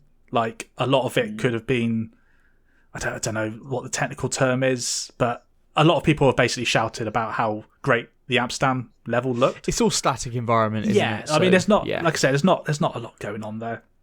And another thing, when I was when you play this sniper mission, there's some fun dialogue. I mean, I've always liked the dialogue between like Marines and stuff. Like, especially when it's like British humour.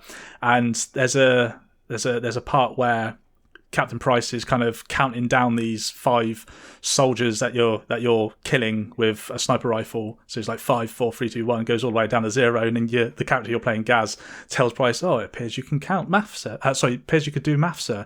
And like, Price is like, "Don't take the fucking piss, son." Like, just the kind of way that the banter is between them. Yeah. I mean, I love all that kind of stuff, and it's just, it kind of, it's a good thing. Now, I'm keen to carry on playing the game, and I want to complete the campaign. They've always been good, but there are some negatives that I personally have. Now, I mentioned about the graphics, and this is where it starts pulling me out a little bit, because this sniper level that I'm talking about is really, really fun to play, and the mechanics of it are fantastic. But then because you're crawling through the grass, like, it's that grass which is kind of like a flat kind of image, and as you're crawling through it, it's so obviously flat. Like, there's no life to it. Do you know what I mean? Yeah. And because they're forcing you into this situation where you have to go, like, initially when you start the level, you have to do this. I'm looking at it going, they could have like put a bit more effort into this kind of section. And then some of the character models as well that aren't the main characters look a bit ropey, in my opinion. Ben, I know you played some of the campaign as well. Like, have you witnessed any of that at all? No, not on that. I think it looks quite good. I have been playing it on Series S, so I kind of give it a little bit of a pass. It doesn't look as good as everyone is kind of making out, but I think that is the S, I assume. Okay. But it does look very nice, though. I mean, I do like, in the main campaign, like, it's all lighting based and stuff like that. Like, you could tell that the environments are very fixed. You can't destroy any of them and all that kind of stuff. And a lot of the stuff is very set piece orientated and stuff like that. So it's been built to look good, if you know what I mean. So campaign does look good. It's, I mean, like I said, I think if they just kind of like put a bit more effort into the bits that they know that you're gonna go down, that probably would have just stopped me from coming out a bit. The other thing I did find at times is it gets really hectic in these COD games sometimes, and you don't know what the fuck you're supposed to actually do. Even if you're listening, like what's being shouted at you, where you're being told to go, you sometimes end up going the wrong way. Like, I ended up jumping off a fucking cliff by mistake, thinking that's where I was supposed to go. Nope, I died. Kirk, that's just war, my friend. That's just war. That's just war. It's hectic. Jesus Christ. War never changes. It's hectic. But there's all this. Yeah, you just end up fucking going the wrong thing. You die. You restart. Great, lovely. And also they've added in. I don't remember these in previous CODs, at least not the previous Modern Warfare. But some of the enemies have got armor on. Like normal enemies have got these got specific armor on, and you get the little like when you play Warzone and you break and the enemy's shield, and then they're vulnerable. It's that kind of indicator on here, and but it's really annoying because they are just essentially bullet sponges. Like, you can't do any headshots with them. You just have to pump them with rounds until the armor breaks, and then you can finally kill them. So it's just a bit annoying because everybody else, that even if they're wearing like a chest piece, you can still shoot them in the head and you'll be fine. But it's a bit computer gamey, isn't it? Yeah. Yeah. Exactly that. Which, like, the rest of the campaign's not really like that, though, right? No, so... I mean, it's very kind of movie based, kind of like fucking come on. So the movie stuff is really, I quite like it. Like in the cutscenes, the film grain they put on it, they actually make it look like a film, and actually like the facial animations and stuff are really excellent. They are. And I don't know the actor, but there's the it's the yes, the general, I know exactly who's the older guy. I don't know what the actor is, but he looks exactly like he does in real life. Yeah, and his voice acting is fantastic. Like, they've really put the time and effort in on that, and that you can really tell. Yeah. So I mean, like I said before, I'm enjoying it. I am going to complete it, and for the campaign at least. I don't think I'm going to jump into multiplayer. And Ben, I know that that's something that you're quite keen with this, aren't you? Yes, yeah. So I mean, I on the campaign stuff, like, I've played a little bit of the campaign, like an hour and a half or something like that. And what I would say, it looks nice. I needed that Xbox Series X, and it kind of pushed me over the edge after a Plague Tale the other week, where I went back and was playing that again on the S today, and I was like, this really doesn't look that great. So I'm hoping that the X does take it to another level. But I thought with the campaign, it just made me really grateful for playing video games. I was like, it made me feel like a kid at Christmas. We used to play, like, I got Modern Warfare, I got COD 4, Modern Warfare at Christmas. I just remember playing it. It just made me feel like that. It was quite a big nostalgia kind of hit. And I thought the campaign would be my main thing. And then I played a lot of multiplayer, then came to the campaign, and I was like, I thought, is this just going to be a waste of time? And actually, no, it was all right. I thought, actually, I did quite enjoy it. It is a COD campaign. It's not going to set the world alight, but it's quite good to add a bit of depth to the game in my opinion. But yeah, as you said, the main thing that I've been doing is the multiplayer, and I've been leveling the guns for Warzone. So that's my main primary purpose. I mean, Ben's trying to get ahead of the curve. Yeah, exactly. But I tell you what, the attachment kind of unlocking system is way more complicated than the previous, than in Warzone 1 and the CODs before. The CODs before, you used to use your gun enough, you level it all up, and then you get all the attachments for that gun. Yeah. No, that's not how it works now. You can have a max level gun, but you've got hardly any attachments for it because you have to use other guns, get them to certain levels and to unlock things and stuff like that. So there's a whole like progression map for certain attachments, which I think, and I assume this is going to be the exact same system that they're going to have in Warzone 2. So it's going to be the exact same progression like it always has been, and this is one of the reasons why you buy the main game, to be able to unlock things quicker. But I think this is kind of, because of the complexity, kind of forcing you down that maybe having to buy it because it's just a bit complicated. You'd have to use too many guns else to kind of level them up. But I don't. Well, let's see how it pans out in actual Warzone. But Okay. yeah, it could be quite clever on their like kind of behalf to, if that is the case, but that's yet to be seen. But also an interesting point, Eddie, and you'll like this. We get meta builds, so you'll have a particular gun, you can add 5 attachments to that gun, and generally you go on the internet and people will say like, these are the best attachments for that gun, which will reduce your recoil and accuracy and stuff, all that kind of stuff. In each of the main attachments, so like your scope or your barrel or something, you can tune that. When you get the gun to a certain level, you can tune that attachment, meaning that you could you can move all the way to one side or all the way to the other. So maybe it'll increase aim down sight speed, but it will reduce recoil, but it will increase recoil. Yeah. Yeah. Or you could reduce aim down sight and then reduce recoil. You can do that within the actual attachment. So within the meta build, there is a meta of the meta. Fuck's sake. Like, it adds quite a bit of complexity to it, which I think is pretty damn cool. So that's that. There's a lot of map variety straight away. I think it's the most maps that they've ever had at a start of a COD game, which they really are. They're pretty good. The gameplay itself, they've slowed down a hell of a lot. Like, oh really? They've got rid of the slide cancelling. Yeah, gameplay is so much slower. People do love to jump around and drop shot and stuff, but it's slower. Like, it's just, the movement is so much better in my opinion. But I say that because I like realism and I'm not a top level player. But I think top level players will quite like the being able to move really quickly, and it's very reaction based and all this kind of stuff. Like, they actually like almost the Apex-ness of the old one.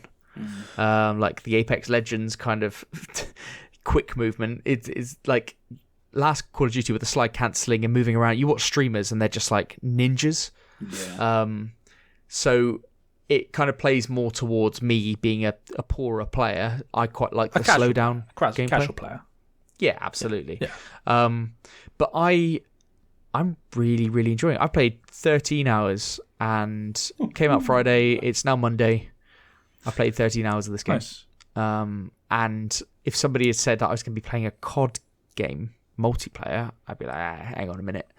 Get very bored of that. But I know, because my objective is to level up guns. You got a purpose because of Warzone. You have a Warzone. reason. Yeah, you have a purpose. Absolutely. I'm not getting attached to like, oh fuck, that was damn died, all that. I've got none of that. It's just, I'm just having fun because I'm just trying to getting that XP, baby. Absolutely, yeah. So if you're looking to get back into COD, I think this is a really good re-entry point, to be honest. I got a quick question for you. I just something popped into my head. When you were playing a campaign, have you watched how other characters run? I don't know if it's like this in multiplayer. I haven't noticed. Okay. Haven't noticed. Do you say you have? Haven't noticed. Okay, yeah. so they I don't know what it is, but it looks so unrealistic. Like their hips are completely hinged, like solid from their legs and going up from the hips up, and the way that they run just looks so weird. It's almost like spaghetti legs. It doesn't look very realistic whilst I'm playing the game. So I don't know if it's like that in multiplayer as well. But it looks. I've never seen a game quite like it. Like how unrealistic it looks when someone's running. Yeah, I definitely haven't noticed that, and I haven't noticed it in multiplayer, and I see people running all the time. So maybe it's not the same in multiplayer, to be honest. Maybe I'll have a look. But when you're playing a campaign next, have a look at how other people around you are running. Mainly your like teammates and stuff. You'll notice then it's odd. Yeah. Okay. I will. But yeah. No. I'm enjoying the campaign. You're enjoying the multiplayer. So it sounds like I think the multiplayer is very, very good. Very, very good. So yeah, it's good. So hopefully Warzone 2 is going to be a fucking banger. I hope so. We'll get involved, and we will let you know in due course because that comes out the 16th of November. If I'm not, yeah, I think so. 16th. We think it's the 16th of November. So yeah, good stuff. I think that's also the day that the game that the battle pass. 16th. Yes, you're right. Yeah, the Battle Pass Season 1 also starts on that day, so I'll be dropping some coin on that one. Of course. Right, let's move on to the feature. Cool. Right, so we had, this week, we had the nominees for the Golden Joystick Awards were announced. Not for Game of the Year, but for every other category in the world, of which there are plenty, so we won't go through them all. But we thought we'd discuss some of these categories, what's been nominated, what we kind of think would be, in our opinion, the winner of each category and that kind of stuff. So these are for games that were released between the 23rd of November 2021 and the 4th of November 2022. So they've kind of avoided the late game season, the Sonics, the God of War, the Callisto Protocol, that kind of stuff. And even Pokemon. They've avoided that them being in the discussions, but that's okay. Maybe we'll start with. I'm looking at the first category that I see. Best storyline. This kind of category says to me that there weren't a lot of brilliant games with amazing storylines. But anyway, the nominees, Immortality, that film type game that came out recently, Return to Monkey Island, Horizon Forbidden West, Norco, don't even know what that is. I Was a Teenage Exocolonist, and Wayward Strand.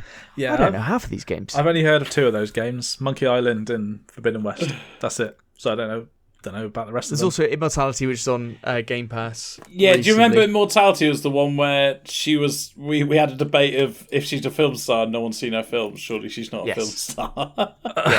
yes. That old chestnut, the old wood tree falling in the forest. I'm not really sure that we can give it necessarily an opinion on this one. It's just that I thought bringing this one up though was basically like shit. Like I don't. How come 3 of these games, unless that Norco is an acronym for something I should know?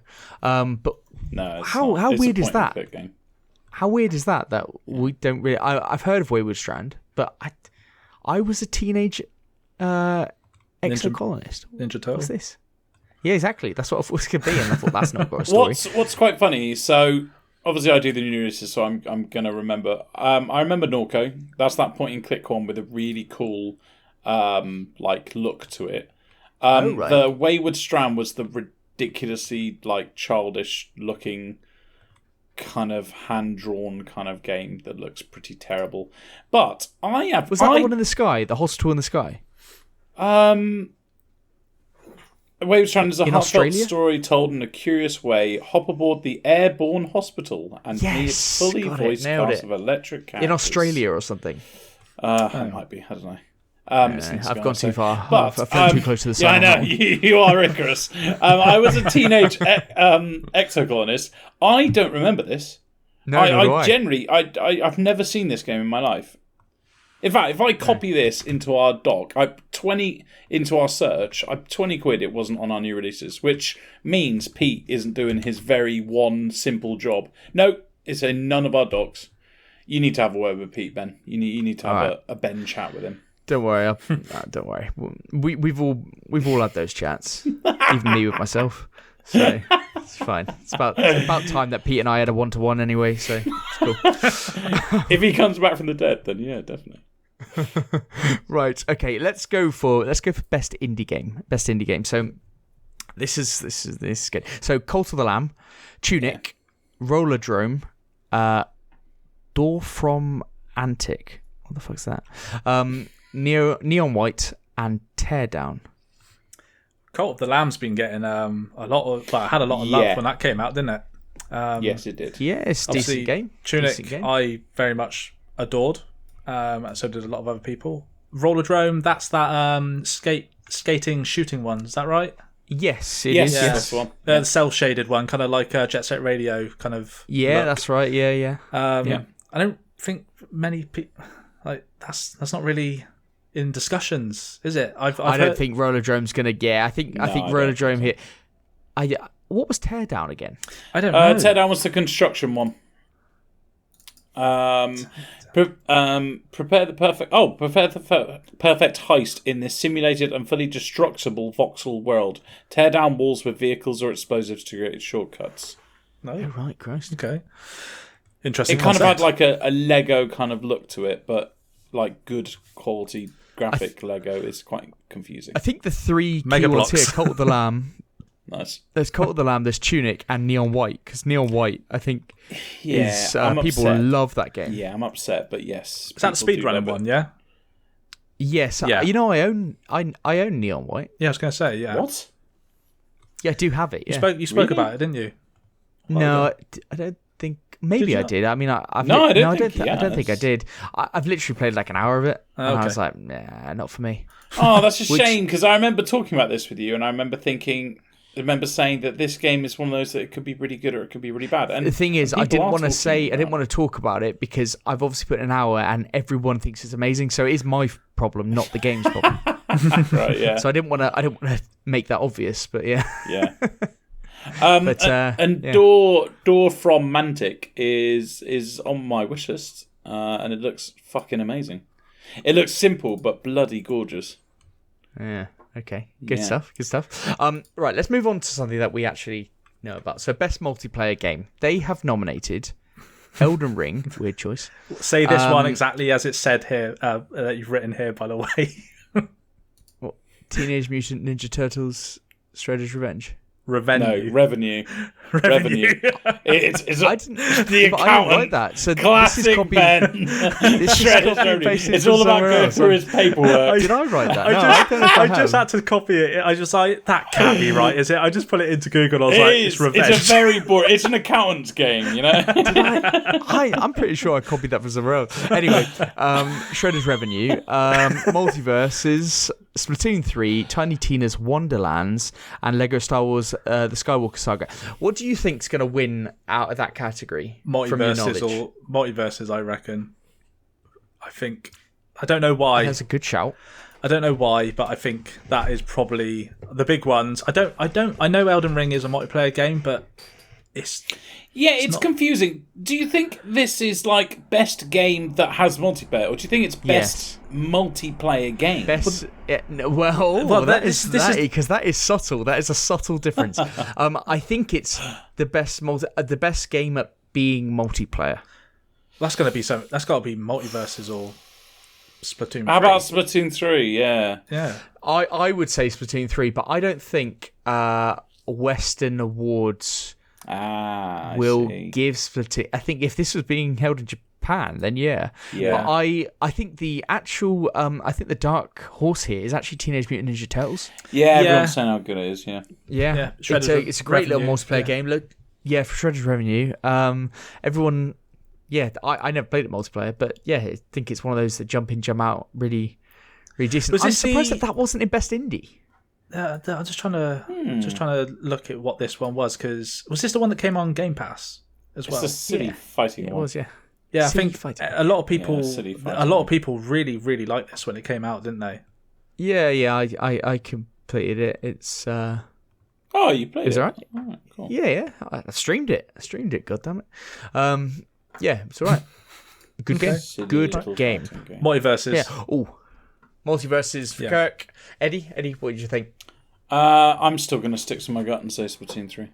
Okay. Yeah, I would like it to be Splatoon 3, but I think it's going to be Teenage Mutant Ninja Turtles. So there we go. There you go.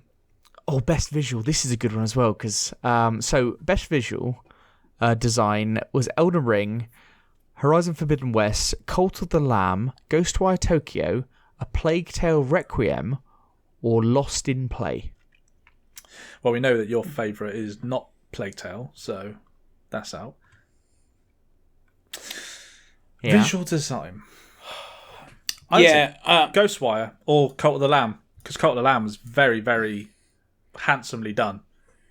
I'm really pleased you said that, Kirk, because my pick on here would be Ghostwire Tokyo. I think Ghostwire Tokyo, the design of that game is wonderful. You could say about like repetitive gameplay and stuff like that, and the enemies not being that varied, but that's irrelevant for this point, is it? Yeah, exactly. The best visual design. I mean, you could say the repetition of enemies and stuff visually, maybe that would whatever. But the world that they've created and how it looked, I thought it was fantastic. I really, really loved Ghostwire. And your point about Cult of the Lamb, it is incredibly stylized and it is very, very cool. Yeah. What about you, Eddie? Eddie, what do you think? I want to ask Ben, why not Horizon Forbidden West? Do you just not think Because I think actually there isn't a reason why. It's a beautiful looking game. It's just that it's very much a continuation on the last one. So, but that doesn't, you know what you're getting with it, that doesn't don't you? impact the category. It doesn't impact the category. It's a wonderful looking game. I just think I like stylized games. I really like Ghostwire. Surprised me so much. I mean, I played it basically in like 2 sittings. I completed it in like 2 sittings. It was fantastic. What are you moving on to next? Next, right? Let's go for the individual platforms Game of the Years. So let's start off with PlayStation Game of the Year. Okay, so there is an overall Game of the Year, but they're not going to talk about that. We're not going to do that today. But they've gone for PlayStation Game of the Year. They've got Gran Turismo 7, Horizon Forbidden West, Stray, Elden Ring, The Last of Us Part 1, or Sifu. Now, this is a weird one. How can you have Elden Ring and Sifu on there when they're not PlayStation games? Because they're on other platforms. Sifu was a PlayStation exclusive but it's now when it came out. It's now on what platform? Yeah, these games are just the games that came on the best games that came on that platform, I take it. Okay, so we're not talking exclusives then. We're just, even though there are exclusives in there. I think they probably go to exclusives, and then when they've run out of exclusives, they kind of... He's got a point. So why isn't Elden Ring in Xbox? I will say, stop picking holes in the nominations. I will just say, when you just said when they run out of exclusives, they start picking on third-party ones. Xbox is fucked then. yeah, but at least, they have actually got all the exclusive in Xbox, haven't they? Oh no, they haven't. They've got one non. So I think on these, so if we go PlayStation, Xbox, I think they've got one non. They've got one which was not exclusive to their console each, I think. Right. So we'll cover Xbox in a minute. But yeah, PlayStation, Gran Turismo, Horizon, Stray, Elden Ring, Last of Us Part 1, and Sifu. What do you think is the PlayStation Game of the Year, for what you know? It's going to be Stray or Sifu, I feel. It's not going to be a big one. Wow. Not Elden Ring? No. I think Elden Ring will get overall Game of the Year whenever that comes out. Yeah. I think they'll... because I don't think you could give it PlayStation Game of the Year and then not give it Xbox Game of the Year. Yeah, no, I totally agree. It's stupid the way it's done. So let's forget about Elden Ring for this purpose. Oh, if we forget about Elden Ring, then it's Stray all the way. Yeah. I'm just disappointed that Ghostwire Tokyo isn't in this. That would have been my PlayStation Game of the Year. Fair. I've played all of these bar Last of Us Part 1, but essentially I've played that game. Twice. Yeah, twice. So it would have been Ghostwire Tokyo, but I, from that list as well, would go for Stray. Yeah. I think that's a safe bet. That's nice. I said ages ago, and you'll criticise me, Game of the Year, Stray. Yeah, but I played it and I loved it. So, yeah. Right, come on, Kirk. This is your category, mate. Xbox Game of the Year.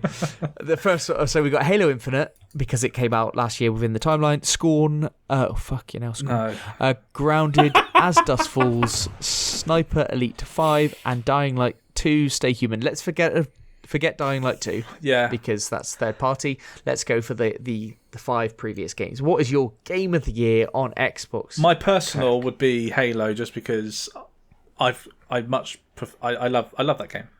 And I very much enjoyed it with my time with it. I feel like As Dust Falls is probably going to win it though. Oh, okay. Whoa. Yeah. Behave. It's not going to be Scorn, is it? No, it's definitely not going to be Scorn. It's not going to be Sniper Elite. It's not going to be Sniper Elite. In fact, I don't know why the fuck Sniper Elite is on this list. I apologise. Grounded hasn't made much ground. It has. It's wrong, but it was such a good comment. Come on, Kirsch, you've got to let him have it. Yeah, you heard that. That was too good to deny. Yeah, but it wasn't correct. I know it wasn't correct, but it was brilliant. Doesn't matter. Yeah. No, I think it is between those two, though, isn't it? Grounded and Halo, sure. Halo and Grounded, yeah. No, that's pretty bad, isn't it? As Dust Falls is my pick on that, I reckon. I agree with you, Kirk. It's between Halo and Grounded. Yeah, well said. Okay. What would you say, Eddie, between Halo and Grounded? I think only because the size of it, I think Halo's going to win it. I don't think it should, but I think it will. I think Halo as well, and I can't believe that Scorn's in that list because it just has to be. Tragic. Because it's an Xbox exclusive. Yeah, exactly. Welchy Holy sounds. Shit. That's why. Holy shit, that game, man. That's about it, and that's in Game of the Year category. Yeah, let's move it over to Nintendo. So Nintendo, quite a good list here. So Xenoblade Chronicles 3, Pokemon Legends Arceus, Kirby and the Forgotten Lands, Live Alive, Splatoon 3, and Nintendo Switch Sports. Now let's get rid of Nintendo Switch Sports because we've been over this before. Let's get rid of that one. What do you reckon here then, Kurt? Go on then. Have a little pick. I really don't know. Okay. Good. I really don't know. Good chat. Good chat. We're on. It's going to be recording, right? Like I know, and he's not editing. You know that, right? Yeah. Oh, fucking hell. It's not going to be Pokemon. Lack of voice acting. very good. Good game though. Yeah, is it? Yes. Switch Sports definitely not. I mean that cannot be a game of the year. I don't know why, but it's just because of the chatter online for it. Xenoblade Chronicles 3 would be. I know. It's either that or Kirby. And No, I would probably say Kirby. Xenoblade, to be honest with you. Eddie? It can't be Kirby. So it's Xenoblade Chronicles 3. I also think it's going to be Xenoblade Chronicles, but I think the game of the year for Nintendo is Splatoon 3. My personal one is Splatoon 3. That's not what we're talking about. This isn't Ben's It's not what we're Nintendo talking game about. of the year. It isn't Ben's Nintendo game of the year. Yeah. Fuck's sake, I get Ben. it, That'll be Kurt. another feature. Yeah. Oh, God damn it. Yeah. I understand, Kurt. Yeah, you're entirely right. It's Xenoblade Chronicles. You are such a shit. Even though it hasn't made the ground. Yeah. There's also a PC category, but that doesn't really. Yeah. What are you talking about? This is the biggest one. Oh, right. You want to talk about the PC Yes, game of of the year? course Right, I do. So do probably 50% of our listeners. What's wrong with you? Okay, well here are the candidates: Neon White, Return to Monkey Island, Hard Space Shipbreaker, Teardown, Total War Warhammer 3, or Warhammer 40,000 Chaos Gate. Warhammer. Warhammer. Did you also have to talk about them with such disdain? Like, It's just because you they're even not like big, Hard they're not- Space Shipwrecker. When I brought that up in the new releases, you went like, "This looks brilliant," but It's in on them Game you Pass. went It's like, on Xbox though. "Hard hasn't even made- Space Shipbreaker." It hasn't You're even made the shit Xbox breaker. games. It hasn't Very even made good. the Xbox game of Kirk's the year. on fire. All- Ben, all stop of these- talking and let Kirk just rip. No, not letting Kirk have his moment. All of these games are on other consoles, apart from Total War 3. Of course they are. That's what happens with PC games. But but Eddie, they haven't made the list for the other consoles. So, like, how can this be the main But category? fucking what? Fucking what's it called? Elden Ring hasn't made the list. That doesn't mean that's not a good enough game to make Yes, PC because game of the year. It wasn't as good on PC. It had problems. Wow. Okay. Fine. Yeah, I think. It's not a good list anyway, is it? Let's be honest. Well, thanks for coming round. Anyway, Eddie, what's your pick here then? Go on then. You wanted this list. I mean, Hard Space Shipwrecker was quite good. Warhammer Yes, 40,000 Chaos Gate looks amazing, but it just won't fucking drop in price for me. So I think just because, again, the size of it, Total War Warhammer 3. Okay. Monkey Island. Cook. Okay. I got this funny feeling that it's going to be that there was a lot of hype around it, and I think the PC kind of I don't know what I was going to call them the crew, then it was going gang, and I was thinking I thought you were going to say clan. no, yeah, I don't know why. I don't know why that either. group, I thought you had it. That group I of thought it was going that way. individuals, I think that they're kind of like they're harking back to like the original Monkey Island, and there was a lot of hype around it. So yeah, I'll probably go with that. Fair enough. I'm going to go down that kind of route. I'm going to say it's Neon White. I think PC Game of the Year is Neon White. Jesus Okay. Christ. I think it's got to get a look in somewhere. I think that game has done so well. Haven't you noticed in past Game of the Years, many of them, when there's like one game in there 3 times, it's almost like they sometimes just give it, like even when the category's not even warranted that game, they just give it to it. So yeah, I'm not sure because there is a public vote, but I don't know how much the public vote actually influences the whole. it. Yeah, it's Yeah, on so we'll see. The main category I wanted to talk about, the last one, this highlights the amount of awesome games that are coming out. But 2, just it's the most wanted game. So all these good games, and let's just pick our most wanted each. So you got the Legend of Zelda: Tears of the Kingdom, Final Fantasy 16, Assassin's Creed Mirage, Dead Island 2, Forspoken, Street Fighter 6, Star Wars Jedi Survivor, Warhammer, 40,000 Dark Tide, He's such a dick. Honkai, Star Rail, no idea what that is, Starfield, Exoprimal, Redfall, Hogwarts Legacy, The Day Before, wow, yeah, that's the most wish-listed game on Steam, or formerly was, Mass Effect, Marvel's Spider-Man 2, Final Fantasy VII Rebirth, Hollow Knight Silksong, Kerbal Space Program 2, don't know how that got in there, but that's cool, and Dead Space. There's some good games there, isn't there? Good games coming out, right? Some good fucking games. Right, Kirk, what from that list, what is your most looked forward to game? Right, so I've got two answers here. Didn't ask for that. Yeah, I know, but let me explain, okay? I adored the first Spider-Man game on the PS4, all right? Love that game. Fucking fantastic. Mechanically, story, graphics, everything about it. Wonderful. And I'm excited to see what they do with the second one. It's gonna hit. It will. Insomniac Games won't fuck that up. So that's a goodie. However, I don't have a PlayStation, so I'm going to miss out on that for the time being. Oh. And as a result, I am, and even though I've only played 20 minutes of the first one, I'm really looking forward to Dead Space. Oh, fuck off. Oh my god. You can't say that, Kate. I can. can't I have. do that. I have. You can't say that. After what profanities you've put on our After Twitter. what you said about Dead Space. Yes. Worst game in the world, doesn't hold up, the first one. And I'm excited for the remake so I can actually enjoy it in today's day and age. You're a fucking monster. Eddie, what's your most wanted? Dear me. I mean, I'm excited for Hogwarts Legacy. Are you actually? Yeah. I'm excited for Dead Space, but I would say 95% of my inside votes, if that's a thing, goes to Starfield, obviously. Lovely job.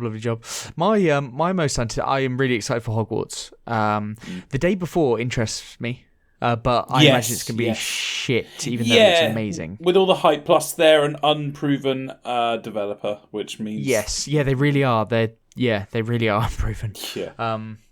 I'm also interested in Zelda, obviously. Loved Breath of the Wild. Absolutely loved it. But the one that I'm actually most looking forward to is Redfall. Oh, okay, yeah. That's fair enough. That is actually the game that I'm looking forward to. I think that's going to be really, really good. A while ago, I think it looks excellent. Yeah, coming on Game Pass as well. Can't be mad. It is, Kirk. So, yeah, the full list of all of these nominees and stuff, you can vote for yourself online. So the Golden Joystick Awards and the Game of the Year will be... The nominees for that will be released in like a week or so, something like that. So, but check those out. But they're just some of our opinions. But if you wanted to say what your opinion is and how we're wrong, you can email us at podcast@grumpygamers.co.uk. You can tweet us at grumpygamerspod. You can go to our YouTube channel, Grumpy Gamers Podcast, and you can watch us on Twitch, 7 p.m. on Thursdays, Grumpy Gamers Podcast, all one word. Did you run out of breath then? But, yeah, I kind of ran out of steam, I think. One word. But until next week, and Pete, no doubt, will be back next week. From the dead! From the dead, as it is Halloween, right. It's GG. GG. GG.